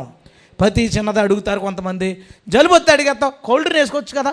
జ్వరం వస్తే అడిగేస్తావు, ఏ డోలో వేసుకోవచ్చు కదా. ఇదేం ప్రసంగాలు రా బాబు, ఇదేం ప్రసంగాలు? ఆయనేమో నీకోసం ఎలోహిమై ఒక్కొక్కటి దగ్గర ఒక్కొక్కటి రహస్యంగా ఏం చేస్తావు వింటాడు, గ్రూప్గా ఏం చేస్తావు విన్నాడు, ఎక్కడికి వెళ్తానో కూడా వస్తానన్నాడు, నీతో ఉంటాను నీలో ఉంటానని నిన్ను ఎప్పుడు అనాథగా విడవనని చెప్తే నువ్వు అన్నీ అడగొద్దు, అన్నీ చెప్పొద్దు, అన్నీ చెప్పు. ప్రతీదీ అడుగు. ప్రతి చిన్నదే ఆయన మీద వేసేయి. నువ్వు ఆయన మీద భారం వేసి మర్చిపోయినప్పుడే నిబ్బరంగా సంతోషంగా ఉండగలవు. నువ్వు మర్చిపోవలసిందేంటో తెలుసా? దేవుడికి అప్పచెప్పిన పని నువ్వు మర్చిపో. హల్లెలూయా. ఇప్పుడు ఎవరికైనా అధికారులకి అప్లై చేసాం, నేను చూస్తానండి మీరు ప్రశాంతంగా ఉండండి. మళ్ళీ కిందోడి దగ్గరికి వెళ్ళి ఇంకొకటి దగ్గరికి వెళ్ళి ఆడికి ఈ విషయం తెలిసిందనుకో అధికారి పిలుస్తాడు. ఏమ్మా వాళ్ళని వెళ్ళని అడిగేవంట కదండి. అవునండి అడిగానంటే ఇది పట్టుకుని వెళ్ళిపోతాడు. ఏ అంటే ఇంకెందుకురా నేను, మనం అతను నమ్మామంటే అతనికి అప్పచెప్పొదిలేయాలి. యేసు ప్రభు మీద భారం వేసావా, వదిలేసి మర్చిపో విషయం. నువ్వు ఎప్పుడు మర్చిపోయావో అప్పుడు అది వర్క్లోకి వెళ్తుంది. ఎప్పుడు నువ్వు కూడా లాగుతూ మొదలుపెట్టావో కూడా ఆ భారం నీ మీద నుంచి ఎప్పటికీ పోదు. ఎప్పుడు నీ భారాన్ని ఆయన మీద వేసావో అప్పుడు నువ్వు ప్రశాంతమైపోతావు, తేలికైపోతావు. కాబట్టి ఆయనకు చెప్పి మర్చిపోదుముగాక. అవిశ్వాసులు ఏం చేస్తారు? విశ్వాసులు చూసి చూడు చీమ కుట్టినట్లేదు వీళ్ళకే, ఎందుకు ఉంటుంది బరువు ఆయన మీద ఉంటే మనకెందుకు చీమ కొడుతుంది, అర్థమైందని చెప్పేది. చీమ కుట్టినట్లేదు, అర్జెంటుగా వాళ్ళకి కొన్ని రోజుల్లో డబ్బులు ఇవ్వాలి, ఏమీ పట్టించుకోలేదు. కాదు బరువు ఆయన మీద వేసాం, చీమ మనకు కుట్టాల్సిన అవసరం లేదు, అన్నీ ఆయనకే కొడతాయి. దేవుని స్తోత్రం. మనకు చీమ కొట్టక్కర్లేదు, మనకు దోమ కొట్టక్కర్లేదు, అన్నీ యేసయ్య చూచుకొనివాడు. దేవునికి స్తోత్రం. యేసు ప్రభు ఎవరో తెలుసా? మన దేవుడు యెహోవా ఈరే. ఆయన చూచుకొను దేవుడు. ఎప్పుడో తెలుసా? ఆయనకు అప్పచెప్పినప్పుడు చూసుకునే దేవుడు. అంతే తప్ప నువ్వు నెత్తి మీద పెట్టుకుని మోస్తే చూసుకునే దేవుడు కాదు. కాబట్టి ఆయనకు అప్పచెప్పి మర్చిపోదుముగాక. ఈ 7 మర్చిపోయామనుకోండి, మన ఆధ్యాత్మిక జీవితంలో, కుటుంబ జీవితంలో, సామాజిక జీవితంలో సంతోషంగా ముందుకు పరిగెత్తగలం. హల్లెలూయా. బరువు నెత్తి మీద పెట్టుకుని పరిగెత్తగలం అని అడ్డమే కష్టం. మనం మర్చిపోయామా, సంతోషంగా పరిగెత్తగలం. మన భక్తి జీవితం బాగుంటుంది. ఎప్పుడు ఈ కష్టాలన్నీ బాధలు పెట్టుకుంటే భక్తి తగ్గిపోతుంది, ప్రార్థన తగ్గిపోతుంది, సన్నిధిలో ఎంజాయ్ చేయడం తగ్గిపోతుంది. విశ్వాసానికి సంబంధించిన వాక్యాలు వింటున్నప్పుడు ఎంతో నమ్మాను, ఏంటి ఇంకా జరగలేదు, నువ్వు దాన్ని ఇంకా గుర్తుపెట్టుకున్నావా? గుర్తుపెట్టుకోవద్దు, వదిలే. దేవుడికి ఒక ప్లాన్ ఉంటుంది. హల్లెలూయా చెప్దాం. దేవునికి ఒక ప్లాన్ ఉంటుంది. ఈ మాట 100 సార్లు గుర్తురాని నీకు, 100 సార్లు ఏదో చేయాలి. ఇప్పుడు ఎలా అంటావు? సర్లే, దేవుడికి ఒక ప్లాన్ ఉంటుంది. దేవుడికి ఒక ప్లాన్ ఉంటుందా నువ్వు అనగానే ఇప్పుడు దేవుడు ఏం చేయాలో తెలుసు, ఒక ప్లాన్ తీసుకోవాలా? ట్రిక్ అర్థమైందా? దేవుడికి ఒక ప్లాన్ ఉంటుంది. ఓహో, నేను ప్లాన్ చేస్తున్నాను అనుకుంటున్నాడా? సరే, ఓ ప్లాన్ అంతా చూసుకుంటాడు, వదిలే. నువ్వు దేవుడికి వదిలేసిన ప్రతి విషయంలో దాన్ని జయించి నీ పాదాల దగ్గర పెట్టి తీరుతాడైన దేవునికి స్తోత్రం. నువ్వు మోసి, నువ్వు ఆలోచించి, నువ్వు ఈడ్చుకుని వెళ్తే గెలవలేవు. దేవుడికి అప్పచెప్పి మర్చిపో. ఒక డిటిడిసికి కొరియర్ వేసి దాని ప్రయాణం విషయం ఎలా మర్చిపోతామో, బ్యాంకులో డబ్బులు వేసి దొంగోడు పట్టిపోతాడని ఎవరన్నా ఆలోచించారా? నా ఎస్బీఐ అకౌంట్లో 20,000 ఉన్నాయి, ఎవడన్నా పట్టిపోతాడంటావా? ఎవడన్నా ఆలోచించాడా? నీ ఇంట్లో పెట్టుకున్న దాని గురించి ఆలోచించావా? నీ అకౌంట్లో ₹1,00,000 ఉన్నాయి, ఆలోచించావా? లేదా నువ్వు ఫిక్స్డ్ డిపాజిట్ చేసావు 5 లక్షలు, ఎవడన్నా దొంగతనం చేసేస్తాడేమో ఎఫ్డి, ఎందుకు ఆలోచించలేదు? ఆడు చూసుకుంటాడు, ఎవడో బ్యాంకుడు. ఏసై చూసుకుంటాడు అనుకో, దాని గురించి మర్చిపో.